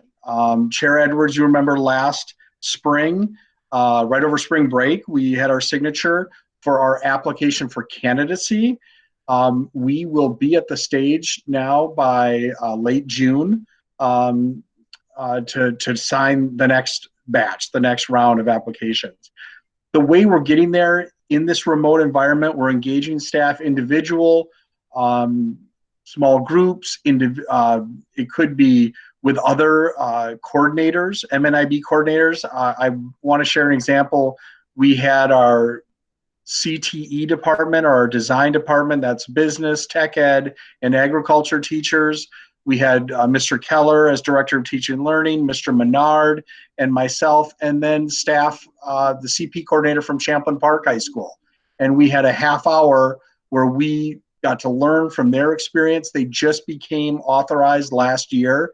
So it was just a great, great collaborative meeting where we get to learn. And as Mr. Keller said, if there are silver linings, it is that not only do we have the time, but so do so many people we want to collaborate with, that we can connect with, and we're not trying to thread the needle between everyone's unique teacher schedules and contracts and those sorts of things. So we're just really appreciative of that.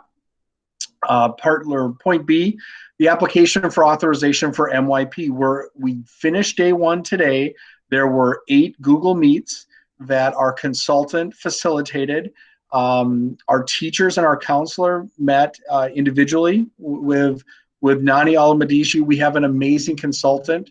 I just want to give this really point of tremendous praise for our staff, for our administrative team, for our students, our 9th grade students, who really are the trailblazers here, and their parents, of course.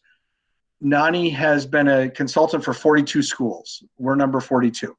She said she's never had a school that completed an authorization for application or had this consultant visit within the first year. So she first met our staff in late August, and here we are in May, and even add to it, we're working virtually or remotely. So I want to share a comment going back to engaging with staff. One of the teachers, who's a veteran teacher, said, we all feel like we're first-year teachers again, just because everything's new. And where I really want to give credit to this high school staff, not only are they all first-year teachers in distance learning, but there's 3 dimensions of this. Actually 4, because it's the current way we're teaching, and then we're teaching MYP with 9th and 10th grade. We're preparing MYP for 9th and 10th grade, and we're preparing for DP and CP. So you cannot thank our teachers, our staff at the high school enough for engaging in this process. And quite frankly, with all the Google Meet recordings and documentation and MYP unit plans we had to have ready for this visit. It would not have been possible without that staff buy-in. So I'm really, really appreciative. Point 2 is important here, B2. We will gain access to the application for authorization after this site visit. So on May 20th, my understanding, that application will be open and I will start on that. Our goal is to have that submitted as right along with our DP and CP applications. We want them all submitted in the month of June.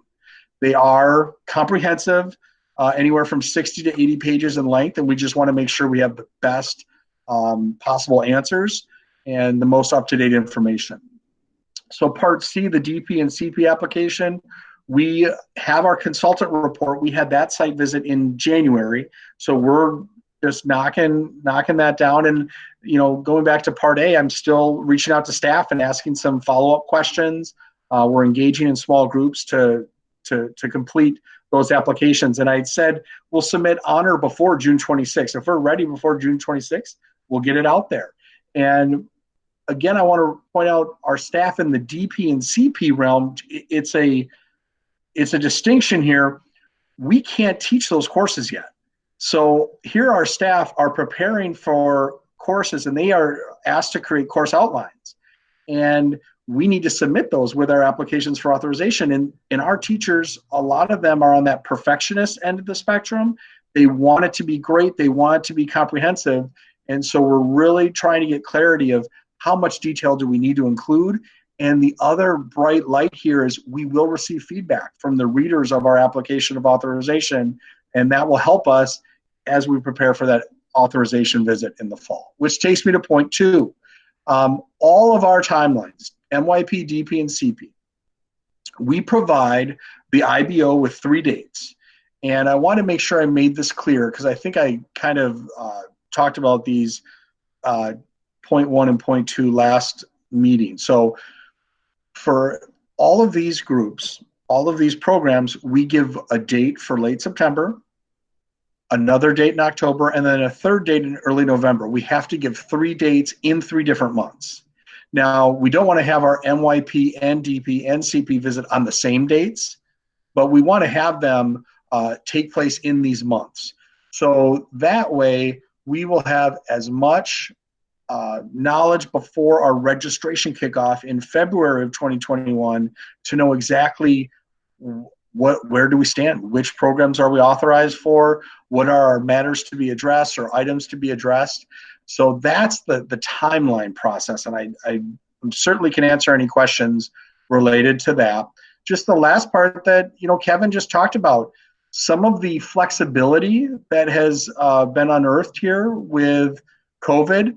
Certainly no one wants COVID, and when life gives you lemons, you make lemonade, and you can attend a lot of professional development. And I'll throw our newly minted continuing principal, Paul Menard, into this. He, I think, is taking 4 online courses, certainly 3, and he's been right in it, and I know he's meeting his deadlines, and so have many staff. Many teachers are engaging in these. We had a collaborative session with Carol Nielsen. She's kind of a rock star in the IBEN world. And what I really appreciate about her is she can answer questions with context and with examples of both what went well in her past experiences and what didn't go well and how they improved it. So I really appreciate that. And then you can see we had 5 staff just complete the first round of online PD. They were doing that whilst completing their distance learning lesson plans and reaching their students. So they were literally learning by doing, and we really, really appreciate that group. And then we have groups in each of these other timeframes that will be completing steps for IB and to enhance their understanding for the rest of the summer and into fall. And with that, that's my report. Are there any questions that I can answer for you? Thank you so much. I'm looking around at the team. Any questions? I'm not seeing any questions. So it sounds like you're having a fantastic site visit virtually with the folks auditing right now, and we're on track to meet our deadlines, which is fantastic, which is I think, the information that the board needed to hear and understand. Mr. Campbell, you had your mic. I was going to say it was great. That was a great written report firsthand, just to see all the dates and then the way you said it today. Nice job. Okay, thank you. Yeah. Thanks. Thank you, Mr. Campbell. So thank you for that update. I think one question that I do have is, and not for right now, but just maybe to noodle on.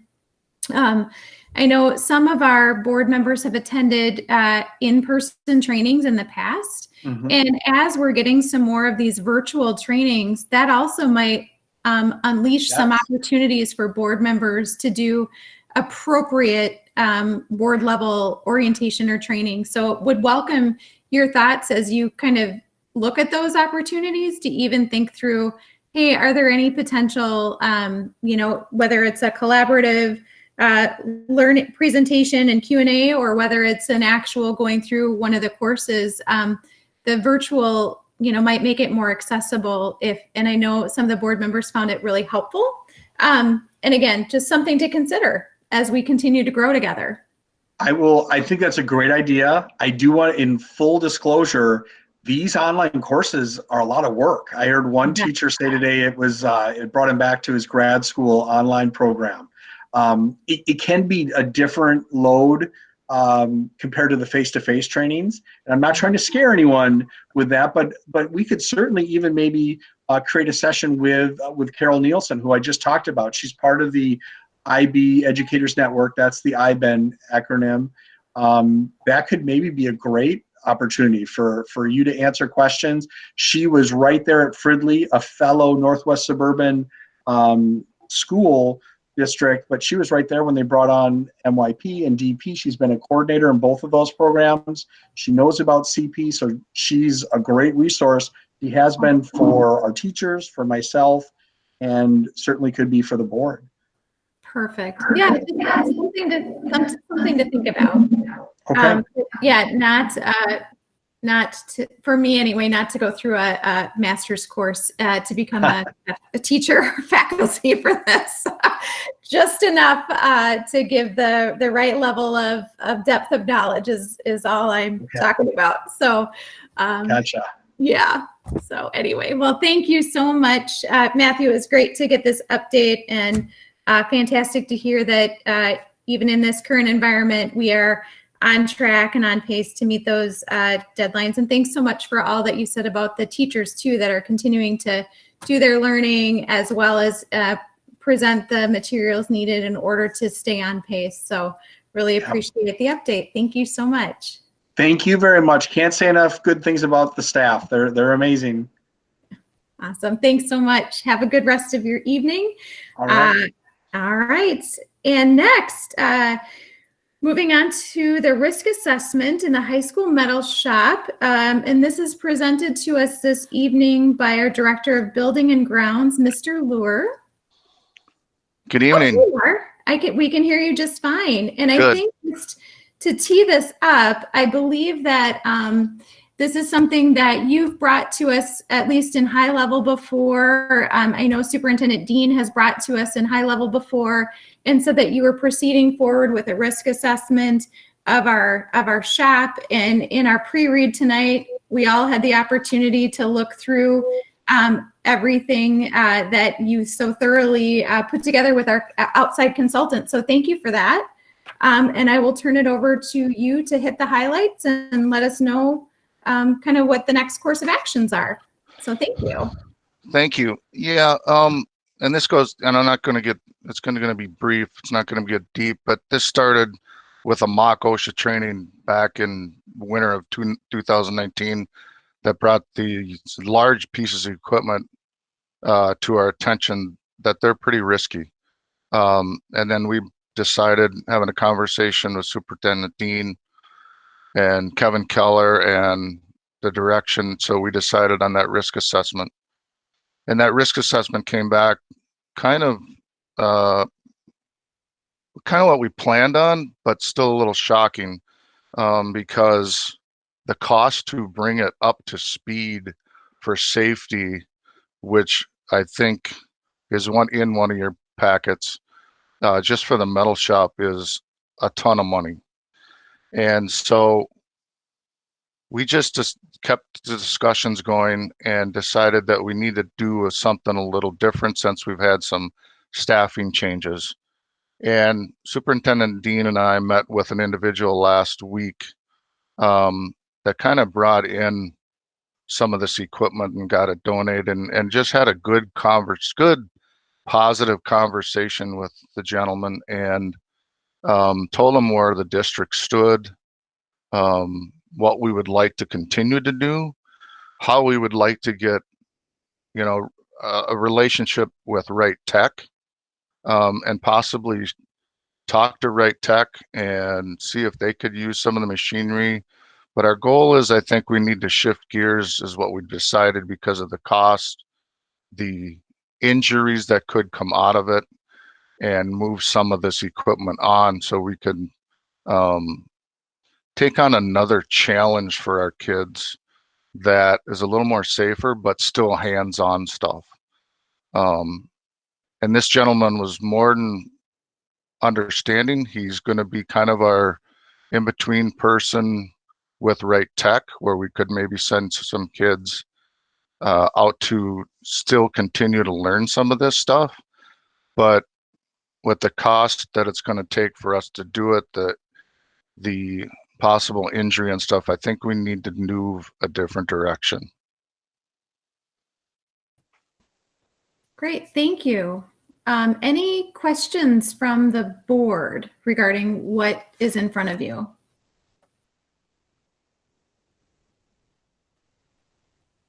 No, I don't think so. So I think this isn't an action item, this is an update.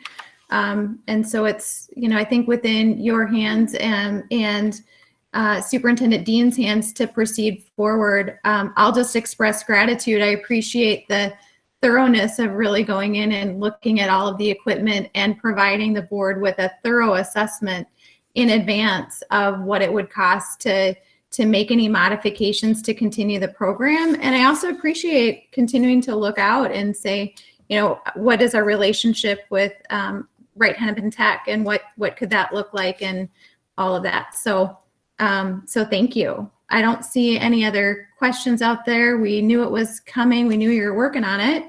And great. Thank you. Well, I could go through each individual sheet if you wanted me to. No, I think we all read it. No, I mean, yeah. It's thick. That's kind of why I sent the whole thing, because yeah, that was fantastic. I guess. So thank you. Amy, the biggest thing would be the Appendix B on the back page of the number 5s that could create major injury or death, that really highlighted it. And there's many pieces on there that says that. Yes.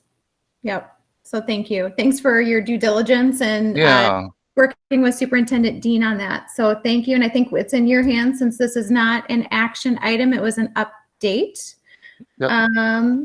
So next is your agenda item as well, which is considering a part-time custodial position. And again, there's a nice write-up in our board packet. So I'll turn it over to you to update us on your thoughts there. Yeah, and this is a lot related to the governor starting to open up different things, and also related with COVID-19, that it seems like we're going to get more and more inundated with not just summer cleaning custodial staff wise, but Galaxy is going to be open in June 1st, which is going to require a lot more disinfecting protocols. Where it sounds like we may be looking at opening up youth sports with a big maybe. We might hear more about that the next week or two. But there's a big push for that, and that's going to take a social distancing and disinfecting, and if they bring in restrooms and how that all is going to work. So my biggest concern is, how is this opening of the state and opening up our programs, and even if we get into opening up the RCC, which I hope we do, how is that going to impact our custodial staff to step up with our disinfecting and cleaning? And I mean, if you've been to a grocery store, you've been to Home Depot or any of them places, you can Target, those places are wiping down after each person touches that stuff. And if we get to that point, that's the point that concerns me, is we still need to keep our staff safe, our kids safe, and it's going to take extra hands to get that accomplished. We are down one person for a while, full-time person. Don't know when that person will be back. So that's one big hole in the cleaning process. And the other concern is this COVID. You know, if one of our staff members, which is one of my staff members, which is in the buildings daily cleaning and social distancing, but if they get, you know, come down with the virus or something, then they're quarantined for 14 days. Maybe we get a couple. It could hit us pretty hard, and it concerns me. And then thinking about what next fall, we have to start planning for next fall. And that's going to be a big time consumer, so we get things right, because again, you throw the crystal ball up and we don't know, so we got to plan for both. So that's why I kind of decided to have a conversation with Superintendent Dean and say, we got to get serious about this because we can't get caught off guard. So that's why I'm asking the board if they would consider a seasonal temporary grounds person, that we have another hands on deck as things get going to help disinfect and do some more jobs. Great, thank you. I'm looking around with the team. Any questions that you have around this?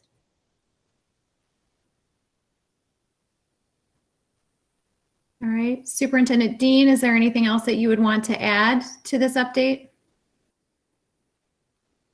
No, Jim actually covered it pretty well and concisely at that. Thank you, Jim.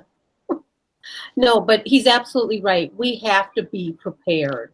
And what we're hearing from the state, and I'll talk a little bit about some of the things that I've learned at the end when I do my report, but things are changing daily, weekly, and we don't know exactly what to prepare for. We just need to be prepared.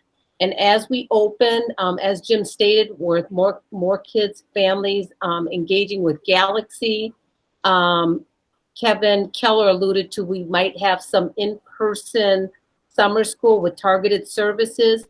We have to be in a position where we are cleaning our facilities and keeping it as virus-free as we're able. But that takes those extra hands, those extra bodies to do that.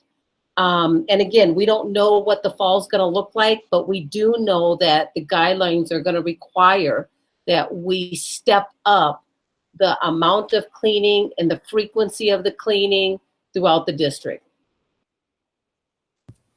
Great, thank you for that and just additional commentary. All right, any other questions? Oh, Brady, yep, I see you, yep. So it looks like this is a request for somebody starting June 1 through August 21. So this would serve the dual purpose of backfilling for the person who is currently unavailable and to help to assist with any unanticipated increase in sanitization requirements. Is that, I just want to make sure I'm understanding the issue correctly, Jim. A little bit, Brady. The thing we're really suffering right now is one, we're down, it's a temporary thing, but we're down 2 custodians at elementary right now. One's on maternity leave. His wife had a baby, which is nice. So, and he'll be out, that person will be out about 6 days, but part of that will be I'd like to maybe look at also getting a long-term sub if things all of a sudden start opening up like crazy, because that's really going to impact our cleaning ability for Galaxy, RCC, many different things. So this will be kind of a twofold thing, Brady, is I want to get somebody going now. And then if things just start cranking up more, that we may have to hire a sub based on how long that individual may be out. Great. Thank you. Great. Oh, yep. Rhonda. Yes, Chair Edwards, just one last comment. We're also, again, revamping the media center at the high school, and that's going to be a heavy lift for our custodians in the summer. And I don't want to speak for Jim, but it's replacing some of the ceiling, some of the carpet. We're doing a total revamp of the media center. So we're excited about it. It's a great project. But that too, we're doing a lot of that work in-house versus subcontracting it out. So again, another heavy lift. Thanks for adding that additional too. And I think, you know, one of the questions that I had just looking at this, and not for conversation right now, and this is where Superintendent Dean and our business office manager will look at the cost accounting and all of those sort of things, you know, as it relates to, is this role for our community ed programs? Is it for this? Is it for that? How does that, you know, hit our general fund, or how does that hit another fund? That's, you know, the details that I know you guys will all work out behind the scenes, but I just wanted to call that out too, in case any board members are thinking about that as we think about where things hit our budget differently. So anyway. All right. Any other questions? Otherwise, this is an action item. So the ask of the board tonight is to hire or budget for the hire of an additional part-time staff for additional help through the summer months as presented to us this evening.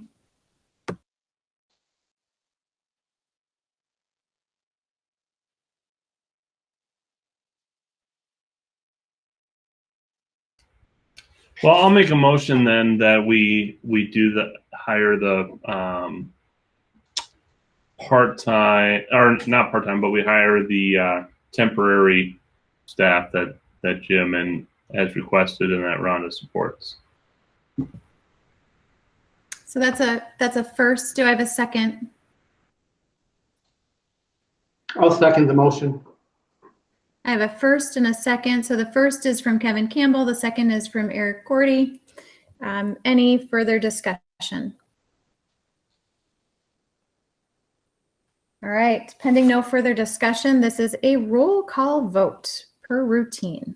I'm going to start with Beth Praska. Aye. Jessica Johnson. Aye. Brady Anderson. Aye. Eric Gordy. Aye. Kevin Campbell. Aye. Amy Edwards. Aye. This passes. So thank you very much for presenting this to us this evening, and also just thanks for all the hard work that your team has been doing as well throughout this entire pandemic, and all of the changes that they've made, and really attention to detail with all of the cleaning and all of that, plus the media center. How exciting that that's happening in the high school. So lots of good things, and again, it takes a team to do it. So just gratitude to your team too, Jim.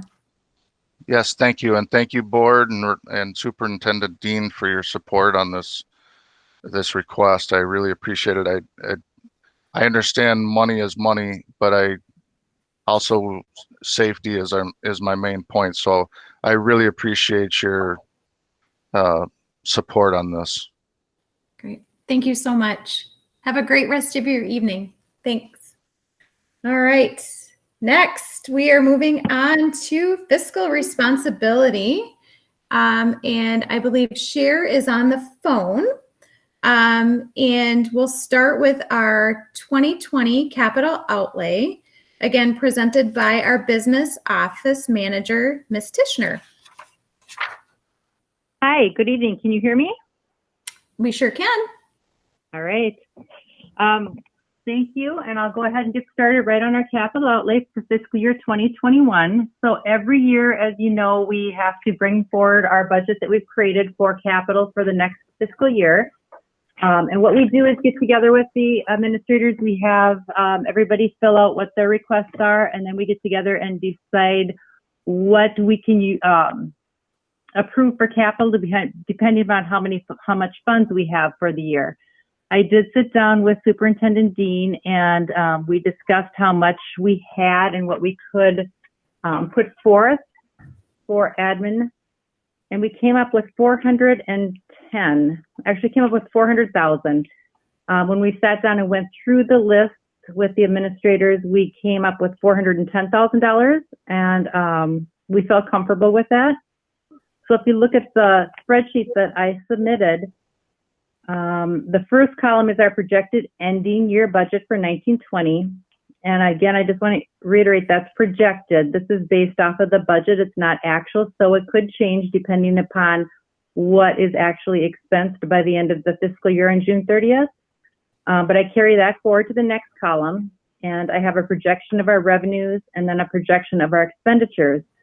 So it was about 410,000, and then we add that extra 50,000 that the board approved to always put into capital future, bringing it up to about $460,000, and the ending projected fund balance for next year would be right around 800,000.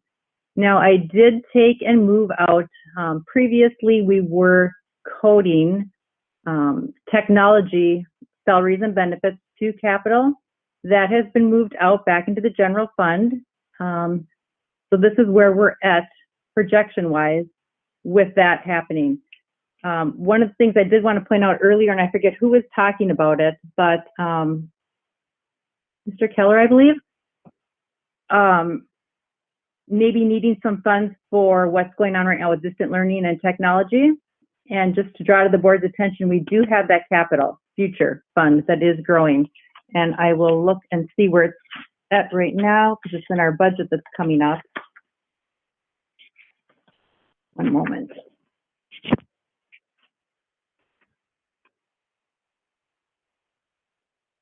Okay, so we'll be at about $300,000 projected for June 30th, 2021. So those funds are available and it's set aside for that purpose if something happens to have funds available for that. Any questions?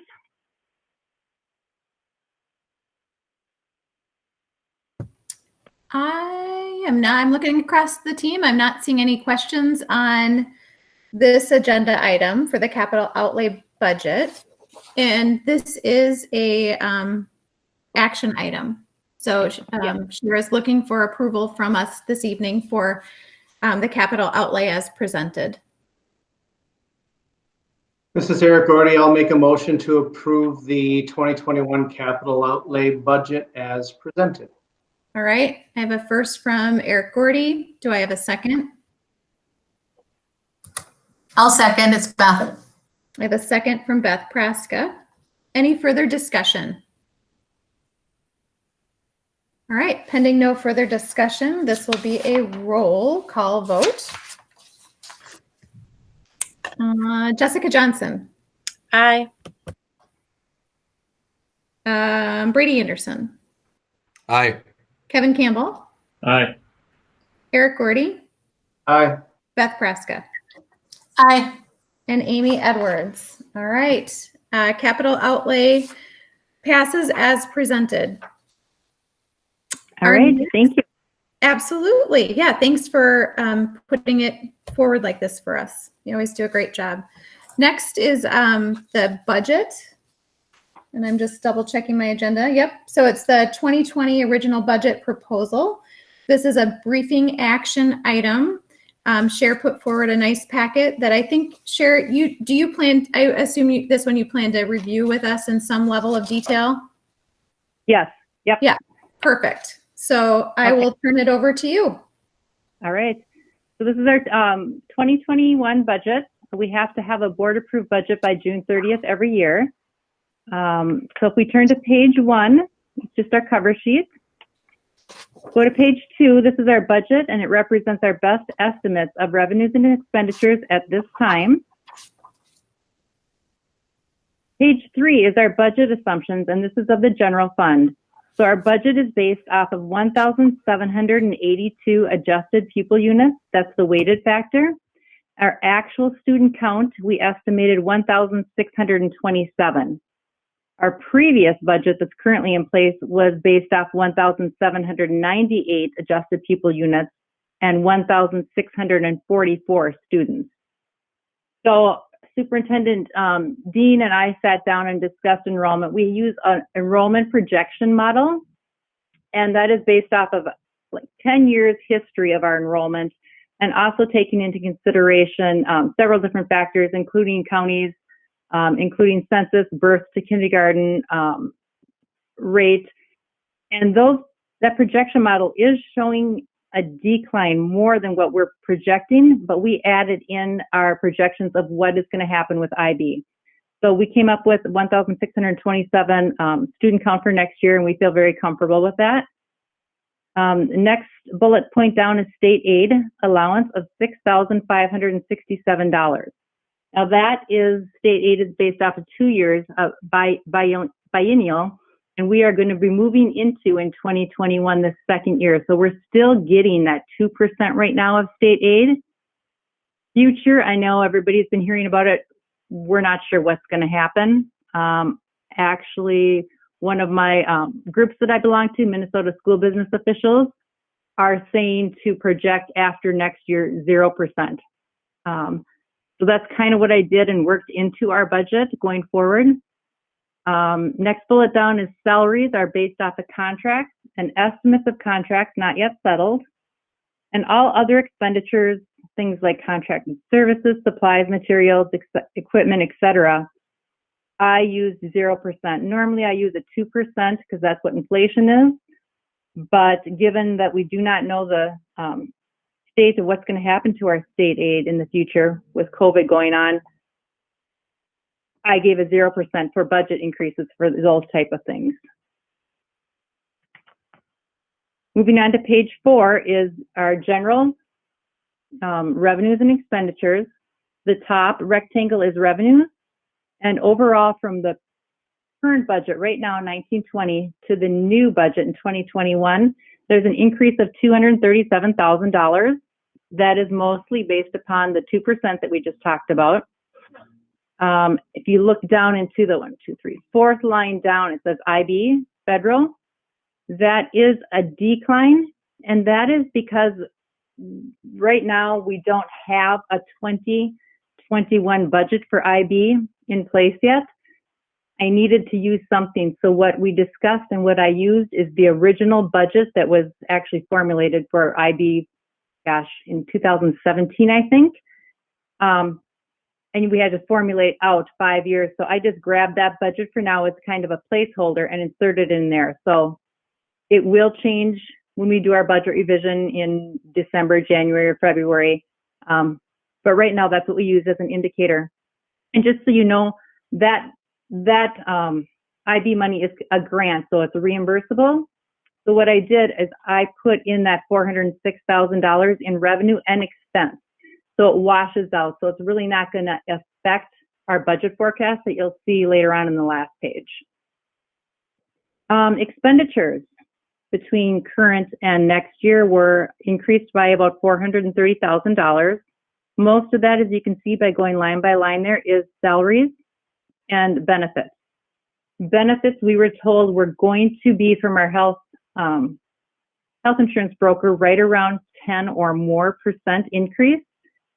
I used 5% because we run calendar year with our healthcare coverage, not fiscal year. So we will have from July to December still on our current rates, and then January through June next year on the higher rates. Purchase services down in the expenditure line, as you can see, it did decrease, and that is due to what we talked about on the revenue part with the IB grant. There was a lot of purchase services in the current year budget, and in the new budget in that particular line there wasn't. And also to LTFM. When we do our LTFM budget, again,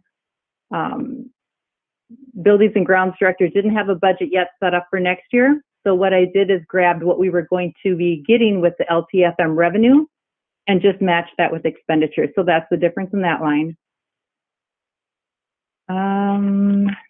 Next page, page 5. Food service fund.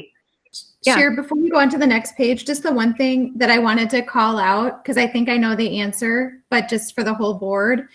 The federal budget cycle, you said that we don't have a budget for that yet. That's because the federal budget cycle is different than our timeline. Doesn't it happen like in the fall or something like that? Yeah. Yeah. So thank you for pointing that out. Yeah. So our fiscal year runs July 1st through June 30th, and the federal fiscal year runs October 1st through September 30th. So yes, that is exactly why. Yeah. So I just wanted the whole board to kind of, maybe y'all remembered that, but I always try to note that. So that's the why. All right. Thank you. Sorry. Yes. No, very good. Thank you, Amy. Any other questions before I move on? Nope. Keep on moving. Okay. Page 5, food service. That's our Fund 02. Revenues and expenditures. As you can see, revenues actually decreased by about 24,000 and expenditures decreased by about 53,000. We just, and one of our next items we're going to go through is Taher is our food service company, and we had to go out every 5 years because it's a federal program. We have to do what they call requests for proposals and go out for bids. And they really, really worked on their budget to come back at a low bid. So that's a little bit of difference that we see here. And they did end up winning the bid, and we can discuss that further as we go. Page 6, Community Ed Fund. I get those numbers from our Director of Community Education, and since we had just did a revision previously a couple months ago, she suggested we just go ahead and use those numbers going forward because we're not sure what's going to happen with Community Ed and a lot of their programs right now. So not a lot of changes in this. There is a little bit of change in the expenditure area down there. And the increases in the expenditure were salaries.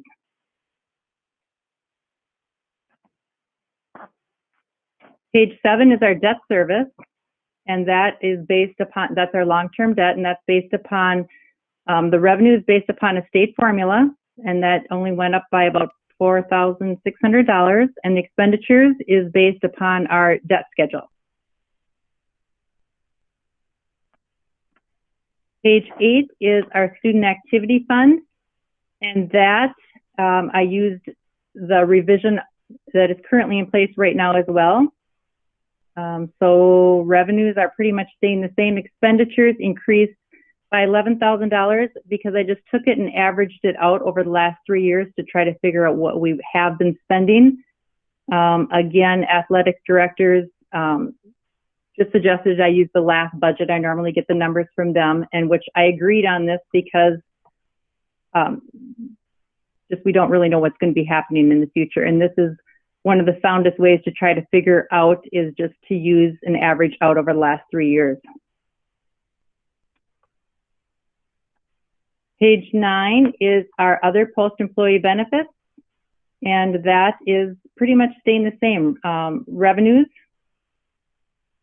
I based it upon last year, and expenditures, every other year we have to have an actuarial study done, and that tells us exactly what we can charge back to the general fund. And so that number on line 1, employee benefits of $40,500 comes exactly straight from that actuarial report. And so the change in the difference in that was almost $12,000, and that's where the increase was. And then we come to our page 10, which is our overall summary. I won't go through line by line on this, but our overall expenditures would be 28 million and our overall expenditures would be 27.5. That would leave a surplus of $453,000 and an estimated projected fund balance for June 30th of 2021 of 21.6%. And that, I want to say, I think is very, very important, especially in this time with the coronavirus and COVID-19 and the prediction of what is going to be happening with state aid and other revenues and other expenditures. I really think that this is why we have a fund balance, the purpose of it, so that when we do have issues and we may not be getting state aid or we may be getting 0% from them, then we do have a fund balance there. So I think this is very important that we do end up with a fund balance projection right now. Any questions before I go on to our forecast assumption? I don't think so. Cher, just one clarification with the IB grant. I think at the beginning you said the way you look at it, that's money in, money out. So it's a 0 on this balance sheet. Is that correct? Did I hear that right? Yep. Perfect. Correct. I put in revenues at that same amount as expenditures. So it's a wash. Yes. So it's a true fund balance that you're right. Perfect. Yep. Thank you. Uh-huh. Appreciate it. So then turn to page 11. This is our forecast budget projection assumptions. So I'm projecting going forward after 2021, 0% state aid, no increase in any other revenues. The next two bulletins aren't really assumptions, but I wanted to put it in there so that the board is aware that our operating referendum ends in fiscal year 25-26. So time goes by fast. We've only got about 5 years left. Our IB revenue ends in 22-23. The other assumptions are no additional staff. And then I did projections on salary increases over the years and projections on benefit increases.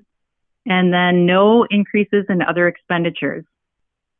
And then our enrollment, you can see below. So this is based upon enrollment being 1627 next year, dropping down to 1625, and all the way down to 1617 as the years progress. And below that, you can see the projected fund balance based upon all of the assumptions above. And so I just wanted to give you an idea that if the state did come back and say, oh, no, we are going to give you 1%, then you can see the other scenario down below. It doesn't look quite as grim. So just some different projections and scenarios. Any questions? I have a question. I was curious. I was on a, and this is probably for you and Rhonda, but I'm curious. I was on a call with Secretary of Education, and someone said a similar thing to, we're projecting zero state aid, and it was almost like she's like, who told you that? Why are you anticipating that? And I heard it multiple places, and then she went into to talk about maybe there will be more. I love the conservative approach when budgeting, so I appreciate that. But are you starting to actually hear from people that are making those decisions now? No, and that's a good question. And I did receive a question, and I thank you for the board member that did send in a question beforehand in the meeting. The question was, do we know at this point how any changes due to COVID impact our general fund for 2021? Right now, it's too soon. We're a month behind in like utility bills and other type of bills, and those are just starting to come in. So I'll have a better idea as the months progress. But the other question was talking about the Coronavirus Aid, Relief, and Economic Securities Act, CARES, which is setting aside money for schools for their Title I programs. And so we know that that's there. And I did reach out to my Minnesota School Business Officials Group and to MDE. And yes, we know the money's there. We just do not know for sure how they're going to distribute it to schools. I know another board member had heard that we were going to receive 85 to 90% from their 2019 allocations for Title I. However, I tried to verify that, and both groups I reached out to had not heard themselves of a percent yet.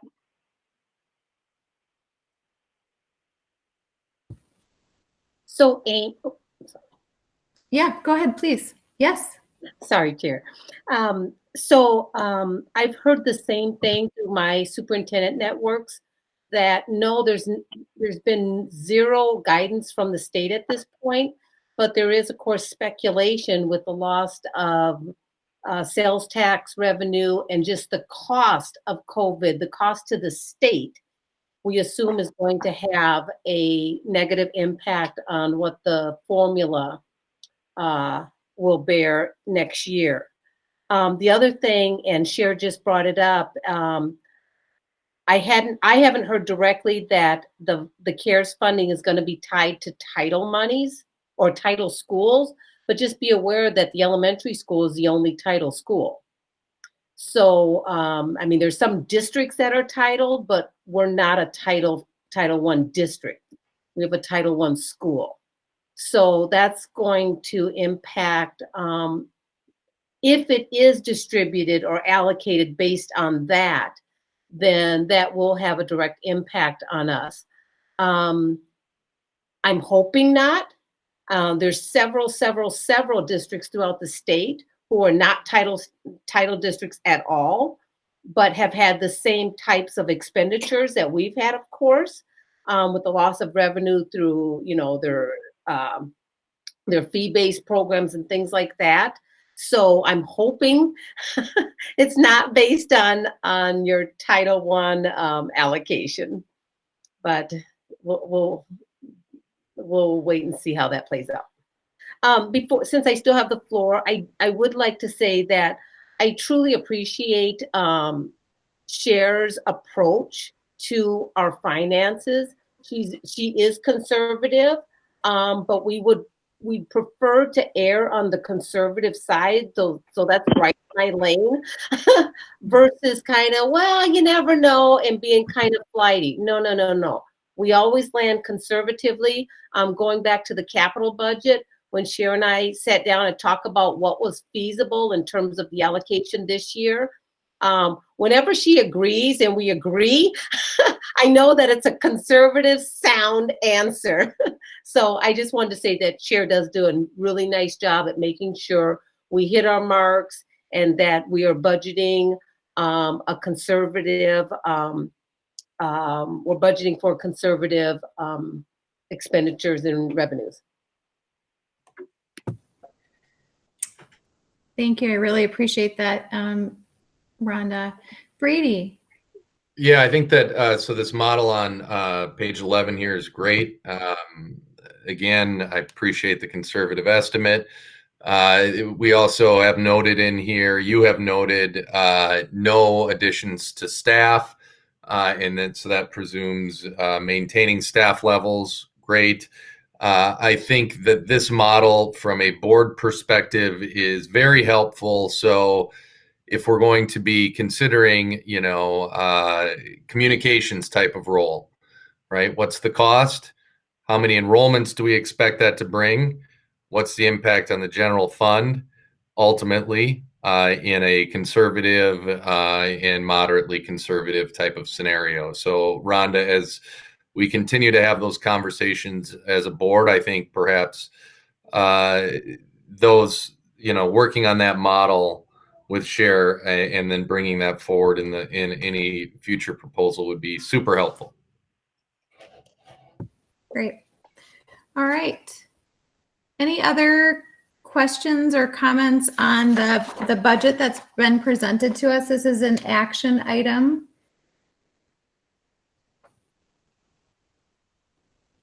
And I believe, Cher, you're asking for us to approve the budget that you've presented to us this evening. I am, please. Please. So with that, I would call for a motion if there's no further questions.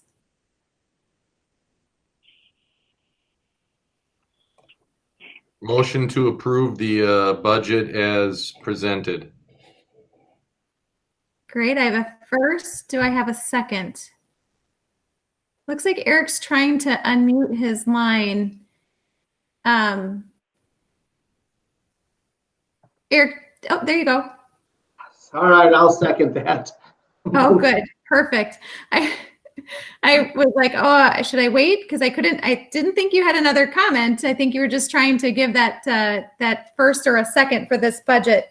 So thank you for that. So I've got a first and a second on the floor. Any further comments or questions? Again, the motion before us is to approve the budget as presented by our business office this evening. All right. No further comments, so I will do a roll call vote. I'm going to start with Brady Anderson. Aye. Jessica Johnson. Aye. Beth Praska. Aye. Eric Gordy. Aye. Kevin Campbell. Aye. Amy Edwards, aye. Budget passes. And again, Cher, I will echo, just appreciate how it was presented to us this evening. Appreciate how you and Rhonda worked together on this, and I appreciate the conservative approach because it does help us think through, as we, plan for our future, where are the blind spots? What are the things that we need to worry about?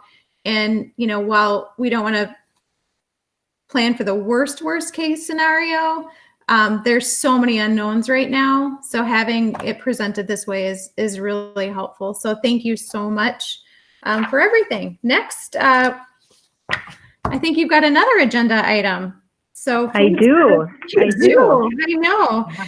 Food Service Management Company, and you kind of teed this up earlier on, but it sounds like you've got a proposal or a contract for our review and approval tonight. And Cher, if you wouldn't mind, as you present this to us, the board hasn't gone through an RFP process for the food contract service. So if you could just maybe give, that high level, like this is kind of what's asked of you and of the district, and then get into the weeds of whatever you need us to know about the contract before us. Sure, yes. So the board hasn't been through it, and actually I had not either. For food service contracts, state statute is we have to go out for a request for proposal, RFP, every 5 years. So this was my first time going through this as well. And MDE is very thorough on how they want you to do this. So they have a big document out there, and it's step by step by step. And we actually started working on this process way back in January. And so we work through each step. They have things like, first you have to come up with a draft request for proposal, and then you have to get it approved by MDE, and then you have to advertise in the newspaper, and there's certain guidelines to do that. And then you have to send out your request for proposal to a list that MDE gives you of vendors. And so you do that, and then you have to hold a pre-proposal meeting. And with COVID, that got changed. We had our pre-proposal meeting set for April 9th, I think, off the top of my head. And COVID happened, and we were distant learning, and so we couldn't do that. And so working with MDE, finding out what our options are, and ending up having to send out more information to the vendors that responded that they would be at that RSVP, that they would be at that meeting, saying that it's canceled, but yet we're going to do a different route. And so MDE suggested collecting any questions, and then the questions that we got, email it to all of the people all the vendors that were RSVPing. So just a lot of different work and learning process for me too, as well, being my first time and following through on all the different steps. After we did the questions and answers, then we get to sit down with our team and look at all the different RFPs that were submitted. We actually had only 3. Taher was one of them, another vendor called Chartwells, and another vendor called Done Right Foods. So then what we do is the committee reviews all of the RFPs. Some of them were up to 400 pages. And then MDE gives us a template, a bid calculator. And so we all each separately have to go through and answer the questions and accordingly assign points to this bid calculator. And then the calculator comes out and tells you who won. Well, then we get together as a group and we take all of our bid calculators and combine them into one to come up with a final the final winner. Taher did come in as the final winner. Not only did they have the top points in just things that they offer us. For instance, our chef, we have a chef. The other two vendors were not offering that, but as well as coming in with the overall cost for the contract. After that, then MDE gives us a template contract that we have to go through and fill out everything, send it back to them for approval. And the final step that we are at is tonight, going to the board with the contract that we've worked on and went through the bid process. And Taher did win. Like I said, they were lowest in their bid for the budget coming in and other items that they bring to our school and to serve our children. Any questions?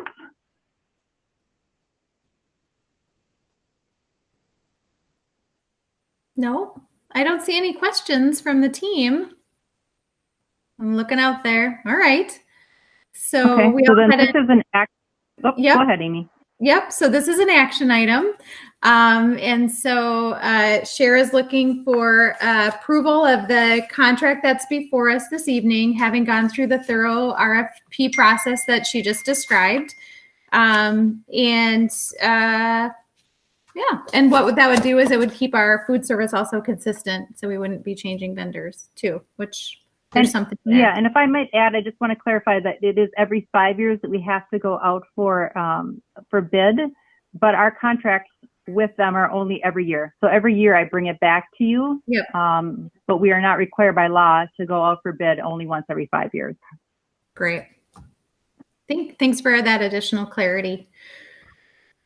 So with that, I would take a motion. Oh, Jessica. Yeah, I'll make a motion. I'll make a motion to approve the food service management contract with Taher. Great, thank you. I have a first. Do I have a second? I'll second. This is Brady. I have a second from Brady Anderson. So I have a first from Jessica Johnson. I have a second from Brady Anderson. Any further discussion? All right. Pending no further discussion, this is a roll call vote. We'll start with Jessica Johnson. Aye. Brady Anderson. Aye. Eric Gordy. Aye. Beth Praska. Aye. Kevin Campbell. Aye. Amy Edwards. Aye. The contract passes. Thank you, Cher. Yes, thank you very much. All right. Really appreciate this. Really appreciate all that you've done. And for it being your first time going through it, seems like you did a fantastic job navigating all the hoops. So thank you for everything and all of your updates tonight. Appreciate them. Yes, thank you. Kevin, you're on mic. Did you have anything else you wanted to add? No, sorry, I just didn't hear it. Nope, perfect. Nope, that's okay. That's just how I sometimes see in the crowd. All right, perfect. Thanks, everybody. Next, we'll go on to our contributions. So it's our resolution of acknowledgement of contributions and donations. And in front of us today, you will see quite a few different donations from the community, our boosters, as well as 25-2 solutions. I know that I'm going to just call that out. They were talked about in our last school board meeting about being pretty critical for bringing hotspots to families in need of internet connections, and a pretty significant donation there to support our distance learning. And that's being acknowledged in our contribution resolution tonight as well. So with that, this is by resolution. I would need a motion to accept these donations. I'll make the motion to accept the donations. Thank you. That's Kevin Campbell. All right. This is Jessica. I'll second it. All right. I have a second from Jessica Johnson. I have a first and a second. Any further discussion? All right, no further discussion. We'll do a roll call vote. It is a resolution. Brady Anderson. Aye. Eric Gordy, Aye. Beth Praska, Aye. Jessica Johnson, Aye. Kevin Campbell, Aye. Amy Edwards, aye. The resolution passes. Again, I continue to be inspired by all the generosity in our community, and you know, the donations through the boosters are representative of many people that attend many events and many in-kind donations that are given to that organization, in addition to just our community at large. So pretty profound. So, all right. Next, we will move into our next part of the agenda. These are the next 4 agenda items are briefing items from our superintendent's dean. So we'll start with the 2020 District Parent Student Handbook. And this is a briefing.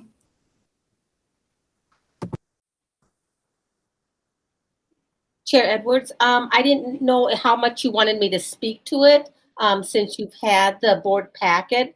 And so what we've provided for you is just the articles or the paragraphs that have been updated or need to update. So any new information is in red. It's either in red in terms of adding language, or it's striped in red if we're removing something. Great. So as you can see, the Student Parent Handbook has very little, very few changes, I should say. Perfect. And so this would be something that you'd like to bring back next month. So we'll know about it now, and then you'll want to bring that back for action at our next board meeting? Yes. Perfect. Great.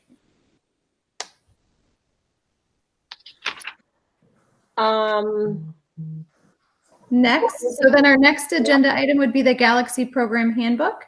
Anything you'd like to add to that?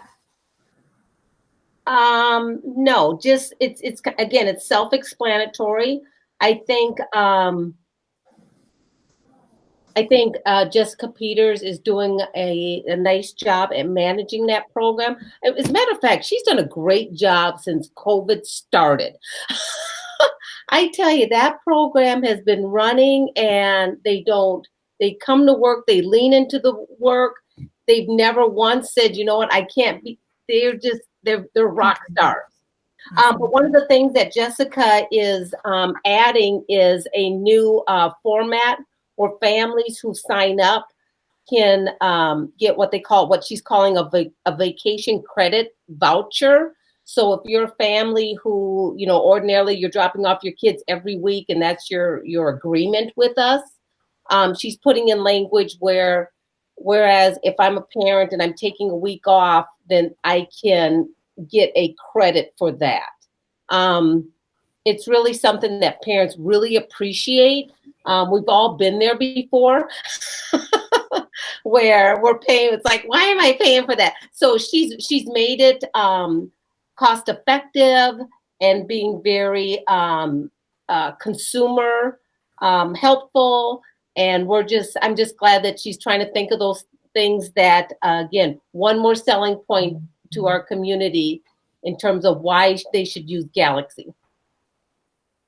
And again, they're starting to revamp up, and we'll be accepting more kids then starting June 1st. Awesome. All right. So this is a briefing. Does anybody have any questions on this particular potential change, the changes proposed that'll come to us at the next board meeting? Should you have any questions, please feel free to reach out to Superintendent Dean, and she will connect you to the right person on the team. And then the next one, just for briefing, is the Early Childhood Program Handbook, prepared by Tiffany. Is there anything that you would like to call our attention to on this one? Nope, just the highlighted items in yellow. Great. Perfect. All right. So again, this would come to us next month for formal approval. So same thing. If you have additional questions or concerns or whatnot, please reach out to Rhonda on that, and she will answer your question or get you connected to the right staff member. And then the Reams Staff Handbook Supplement. This is also a briefing item. And it's just one change. Correct. It looks like, as that was presented. So correct. Great. So again, same thing. That'll come to us next month. And if you have any specific questions on that, feel free to reach out to Superintendent Dean, and she will either answer the question or get you in touch with the right person who can. Great. Next is our 2020-21 school board meeting schedule. And this is one of those that I had to think, I couldn't remember. So Kathy, thank you for highlighting this for us, that this is what we usually do about this time of the year. And what it does, you know, at our January meeting, we always set kind of our schedule, if you will. And what this allows is a kind of a tentative schedule to go into the 2021 year, so that as the district starts to prepare, they can at least pencil in some of those dates and times. And obviously it's all subject to change with the first, you know, Monday in January meeting when the board meets. But that's the why. And I believe that's written in our packet. So any questions on that? This would be an action item, and it will allow the district to continue to pencil those things in.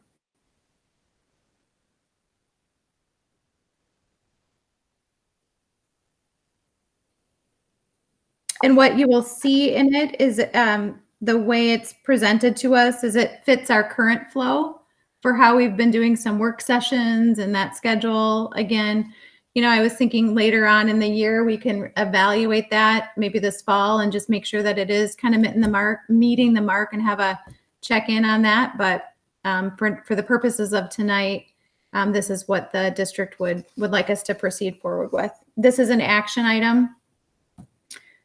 So if anybody would like to present that forward, that would be great.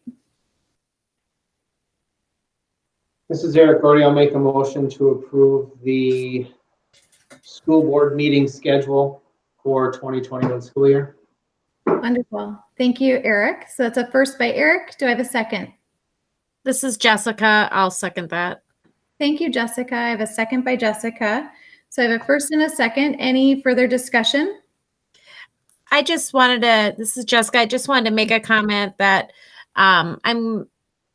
so far I've been really happy with how we've done this. Like today, I thought our work session prior to the board meeting, that was just 50 minutes long. We got some really great information.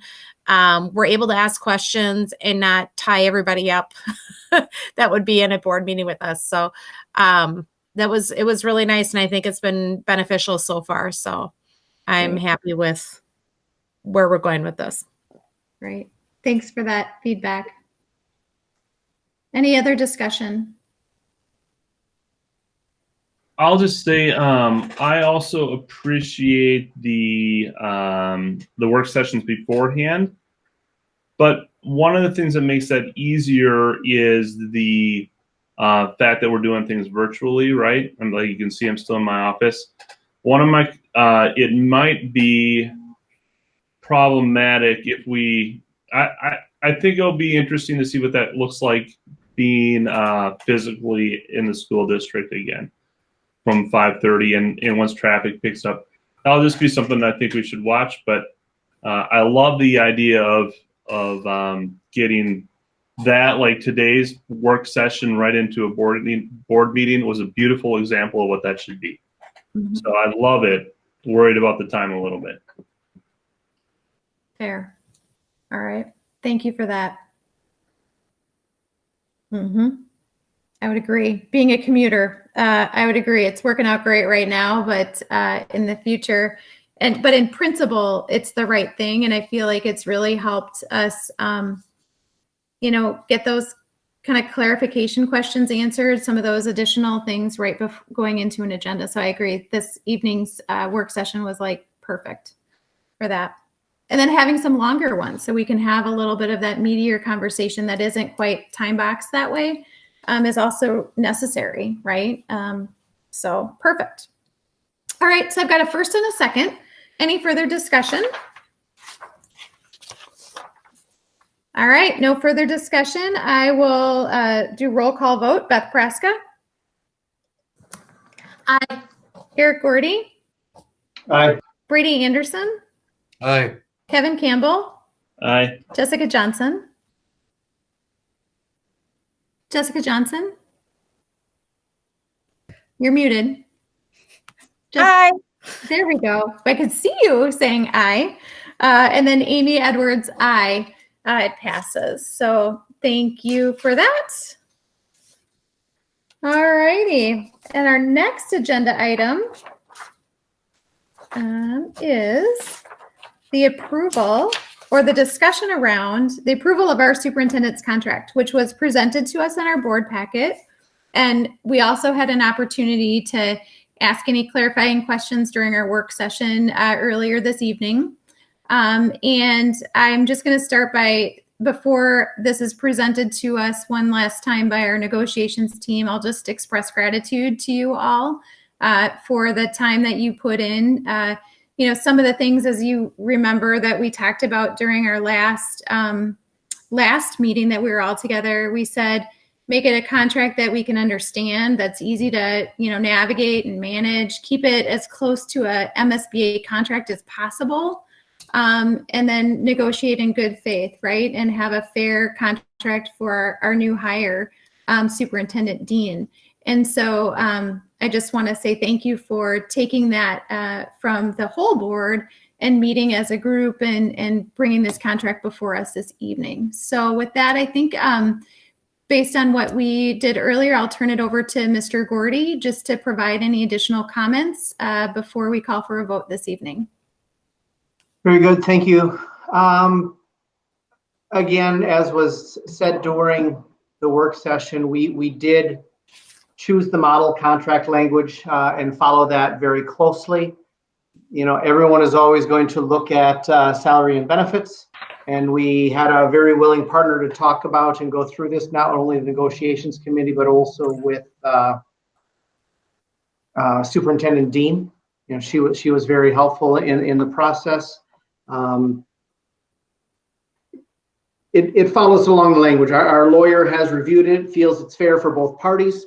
Really, the only real inclusion we had outside of the model language was the information for technology use, given that districts are now providing technology for use within the district for district purposes, and the expectation of taking that home and doing work outside of just their physical.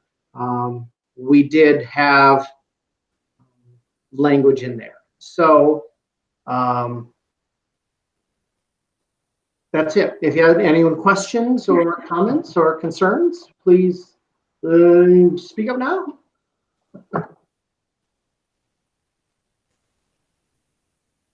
Yeah, I'm not seeing anything from the board. Again, it was, you gave it to us well in advance for review. We had an opportunity to ask any additional clarifying questions.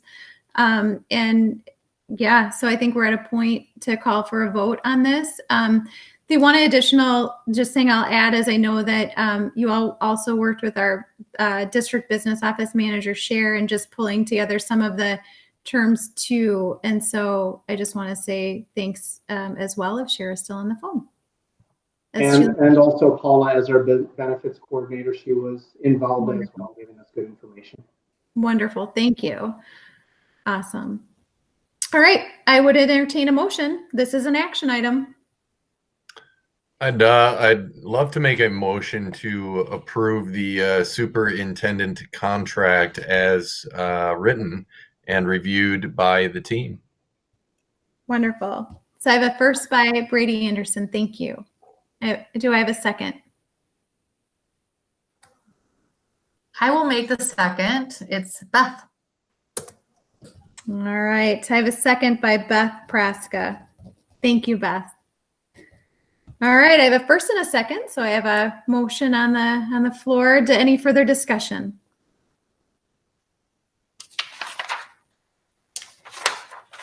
No further discussion. This is a roll call vote. I will call for a vote, starting with Beth Praska. Aye. Brady Anderson. Aye. Jessica Johnson, Aye.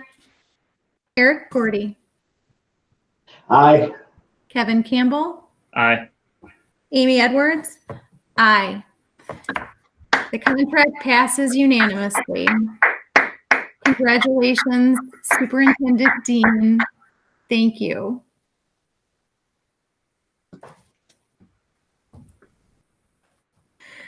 Oh.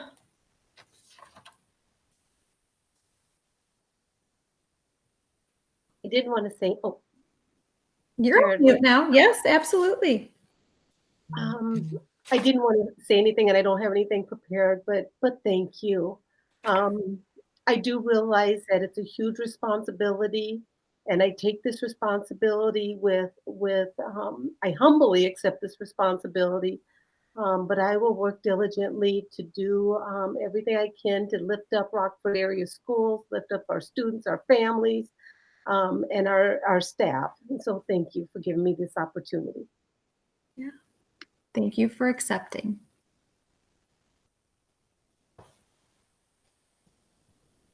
Awesome. Oh. And thank you for the team, for everything you've done to get us to this point. So thank you, everyone. All right. Next, we'll move into the superintendent updates and announcements. So I will just start by reading that the next regular meeting of the Board of Education is currently scheduled for Monday, June 22nd, 2020 at 6:30 p.m. via teleconference. Currently, and I'll just say this because we haven't really talked about it, currently it's all scheduled via teleconference because that's what we know today. Obviously, if something changes, we'll need to communicate that out to the board if something gets relaxed or, but before our June meeting. But at this point in time, it really appears that we'll still be under the same social or physical distancing standards and those sort of things. So that is the next one. And then after that is our school board work session, which is Monday, June 29th at 6:30 p.m. via teleconference as well. So then we can go into our committee updates. And I think I will start with, how about I start with Brady? Any updates from you? No updates on my end. Okay. So my update's quick. No updates. Sounds good. Next, I'm going to go to Beth Praska. No updates. No updates. All right. Thank you. Next, I'll go on to Jessica Johnson. Well, I do have updates. So April 28th, I attended the Masico meeting, the monthly meeting that I usually always attend. On Friday, April 24th, I listened in with the call with Governor Walz through MSBA where people were able to ask questions. Wednesday, April 29th, we had the superintendent negotiation contract meeting with our negotiating team and Superintendent Dean. I have attended several teacher negotiating meetings over the last month, as Amy and Kevin know, and Superintendent Dean. Last Monday, I attended the continuing ed meeting. It was ran by Kevin Neff, who did a super outstanding job. He's just very impressive. Tuesday, May 12th, we had an early morning meeting, Beth, for the district staff end of year award meeting. So you did attend that, Beth. Thank you. It was so early, I forgot. I thought it was a dream. I had to really go over my calendar. And then earlier today, I stopped up at the high school and signed all of the diplomas. And it's a really cool thing to do that. And so proud of all these kids, and feel bad that they aren't going to get the traditional graduation, but it sounds like it's going to be pretty darn special for them. So there is my report, Amy. Thank you. All right. Next, how about Mr. Gordy? Eric. Thank you. briefly participated in the school safety meeting that came through earlier last month. Also participated in some MSBA listening sessions with the governor and the secretary of education, as well as contract negotiations with the superintendent. Great, thank you. And next we'll go on to Kevin. All right. Things Jessica said. Lots of, I'll just say kind of where we're at is, negotiations. I think we're all kind of going, let's get this thing, on a timeline we've been in a while. So it's something we're continuing on. It's nice to have our superintendent negotiations done and a contract agreed upon. So congratulations on that, Rhonda, and thank you for accepting that. I anticipate that we'll be somewhere. We're closer today than we were in the past. So I'm looking forward to some things wrapping up there. Hopefully, it's been a good process. So. The MSBA, I'll just say it's been nice to this things that they're doing. So it's a governor call, Secretary of Education call, and then a guidance call around all the COVID on the district stuff. I think those have been pretty valuable, and to hear different or read, because there's a lot of chat reading, right? What's going on with other districts, and then you go, hey, we got some good things going on. So that's kind of fun to see as well. It gives you a fun perspective. And, I would also say there's no right answer. Like some people are postponing things into the future. Others are doing different things. I'm really excited about what Rockford's doing. I think that's really great.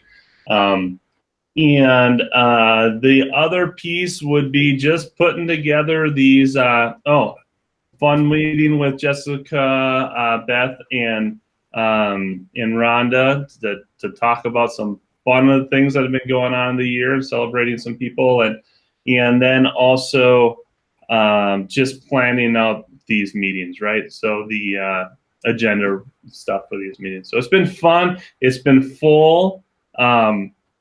It's rare to have one meeting a week. I'll just say that. So, but it's been good. Yes, so I will echo that. I remember looking at my calendar one week and I was like, oh, I've only got one evening school board related events this week. That's weird. So yeah, it's been busy, and it's been good though to be able to continue to carry on the necessary functions of the district, right? In a COVID era, right? And so I've just really appreciated how in all of the things I'm about to talk about, we've been able to do things in a virtual way, and continue to get things done. So similarly, I'm just going to echo the MSBA webinars that they've put on, or not even webinars, but open sessions, and getting in some really good speakers to those have been invaluable. So I do try to attend those whenever possible and they happen during the day. Similarly, negotiations have been going along, and with Kevin and Jessica and Superintendent Dean. Just one thing that's a little bit different. I attended the AMSD meeting earlier this month. It was really, really unique, I think.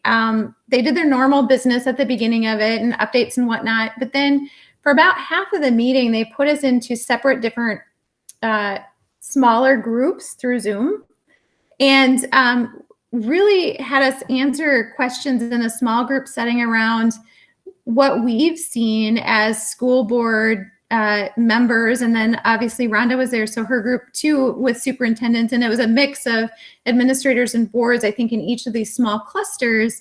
It was really cool to be able to talk about like what we see as some of the biggest issues. So talking around equity, right? And how do we see, gaps?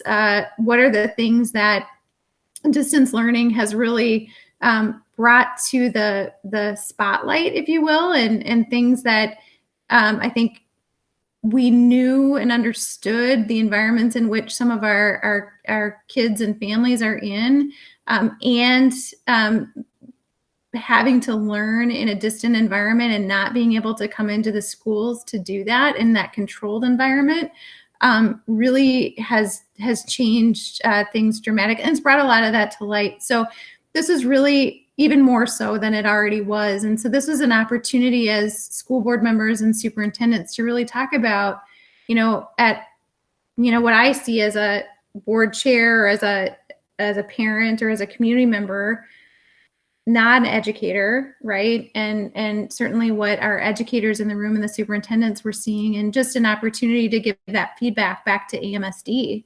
And then they can continue to talk on our behalf and start to knit some of this together too. So I found that to be a really good session, actually. And so I look forward to our next meeting. But and Rhonda she may or may not, that might or might not make her update, but that was one of my, just a unique one that I thought was pretty good. Also just, the board prep. So thank you for the feedback on the format and how these are going. So, continue to give that feedback to us. I did have the opportunity to tape my senior award appearance for Senior Awards Night earlier this week. So that was good. And then also did the diploma signatures, and pretty amazing class that's graduating this year. Yeah. And I'll echo just hearing all of the detail that's been put in place to get that graduation commencement event the way it's going to be. Is I can't wait to see it. It's going to be awesome. I have no doubt. So, and with that, that's kind of my updates for this evening. I think that's my updates. That's all I got for you. Turn it over to Rhonda.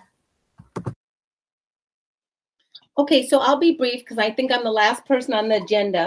I've attended numerous statewide meetings the past month, including TeamWorks International, which is, of course, the organization that we are working with for our strategic planning. They have been hosting a leadership session, if you will, and there's probably about 60 participants on the call each week, and it is weekly. Most of us are superintendents, but other state leaders in education. So I've been attending that meeting on a weekly basis, have been attending the MASICO meetings, the superintendents. With everything going on with COVID, there's many of us who have been meeting really on a weekly basis because things are changing.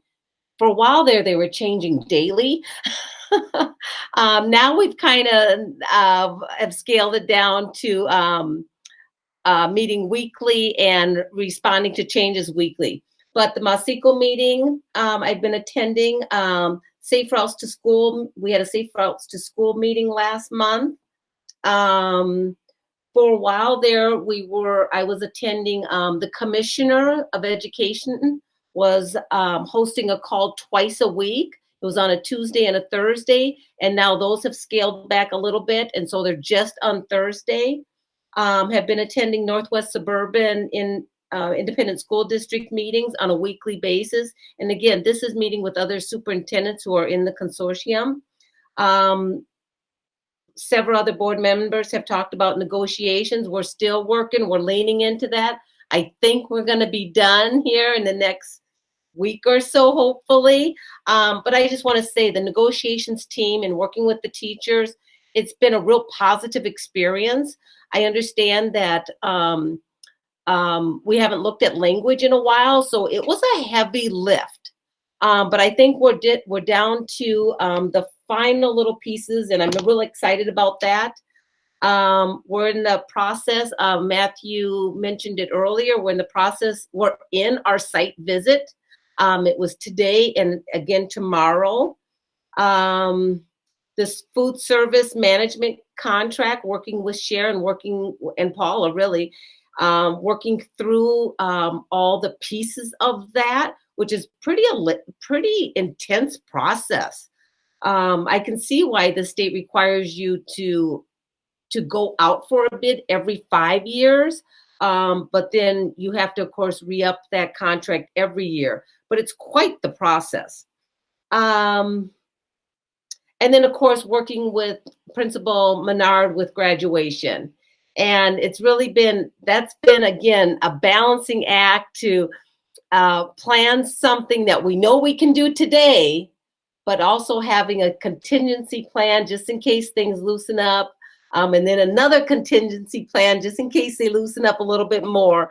But we have about 3 or 4 different ways that we can modify the program. Again, we're 2 weeks out. Actually, we're 9 school days out, just for the record.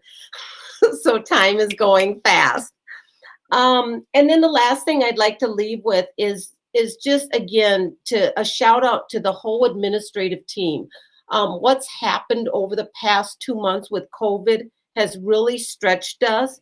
And I'm sure with you participating in those, the phone calls that you have, there's a lot of policy changes coming down out of the State Department or Department of Ed as it relates to summer school, our lunch program and meal distribution, curriculum guidelines, QComp, I mean, what we're doing as a state as it relates to QComps, budgets, just the whole financial impact that's going to be a result of COVID, guidance on how we're going to provide support services in the future, currently and in the future, different waivers that we're having to stay on top of to make sure we don't miss a deadline or don't miss an opportunity to get reimbursement for something. So the administrative team, from Kevin to Cher to Jim, they've all just leaned in, keeping an eye and an ear to what the state is doing and what the health department guidelines are, to our principals, making distance learning work. I mean, it's been a huge lift, and just have a great team. It's a great team. And again, with all the moving parts, I don't think we've missed a step. They've done a great job, especially those 3 building principals in working with their teachers. And of course, everything that our staff is doing. So that's kind of why I'm excited about the negotiations, because our teachers have been working really, really hard. So that's my update. Thank you. Jessica, that you had one additional announcement or something to add in? You're on mute. You're still on mute. There you go. Okay. I've been trying and it just keeps disappearing and I can't click it. All I want to say, you mentioned about the awards ceremony. I did run into Jill up at the high school today, and she mentioned that everybody will be getting the link when the families get the link. And I would just highly recommend watching it. It may take a little while, but these kids have worked really, really hard their years through school, and it's a pretty special thing. The awards ceremony for me is something really special. And so I invite you to take a little extra time to make sure you watch it and honor those kids. So thank you, Jessica. Any questions that anybody has for one another based on the updates that were given tonight? I don't think so. Great. Well, with that, I would take a motion to adjourn. We have completed the business in front of us this evening. Eric Gordy will make a motion to adjourn tonight's meeting. All right. I have a first from Eric Gordy, and I have a quick second from Jessica Johnson. Always. All right. First and a second. Any further discussion? All right. No further discussion. Again, it's another roll call vote because we're virtual. So I will start with Kevin Campbell. Aye. Eric Gordy. Aye. Beth Praska. Aye. Brady Anderson. Aye. Jessica Johnson. Aye. Amy Edwards. Aye. Motion passes. Agenda, or I should say, board meeting is adjourned. The time is 9:40 p.m. Thank you all for your service and time tonight.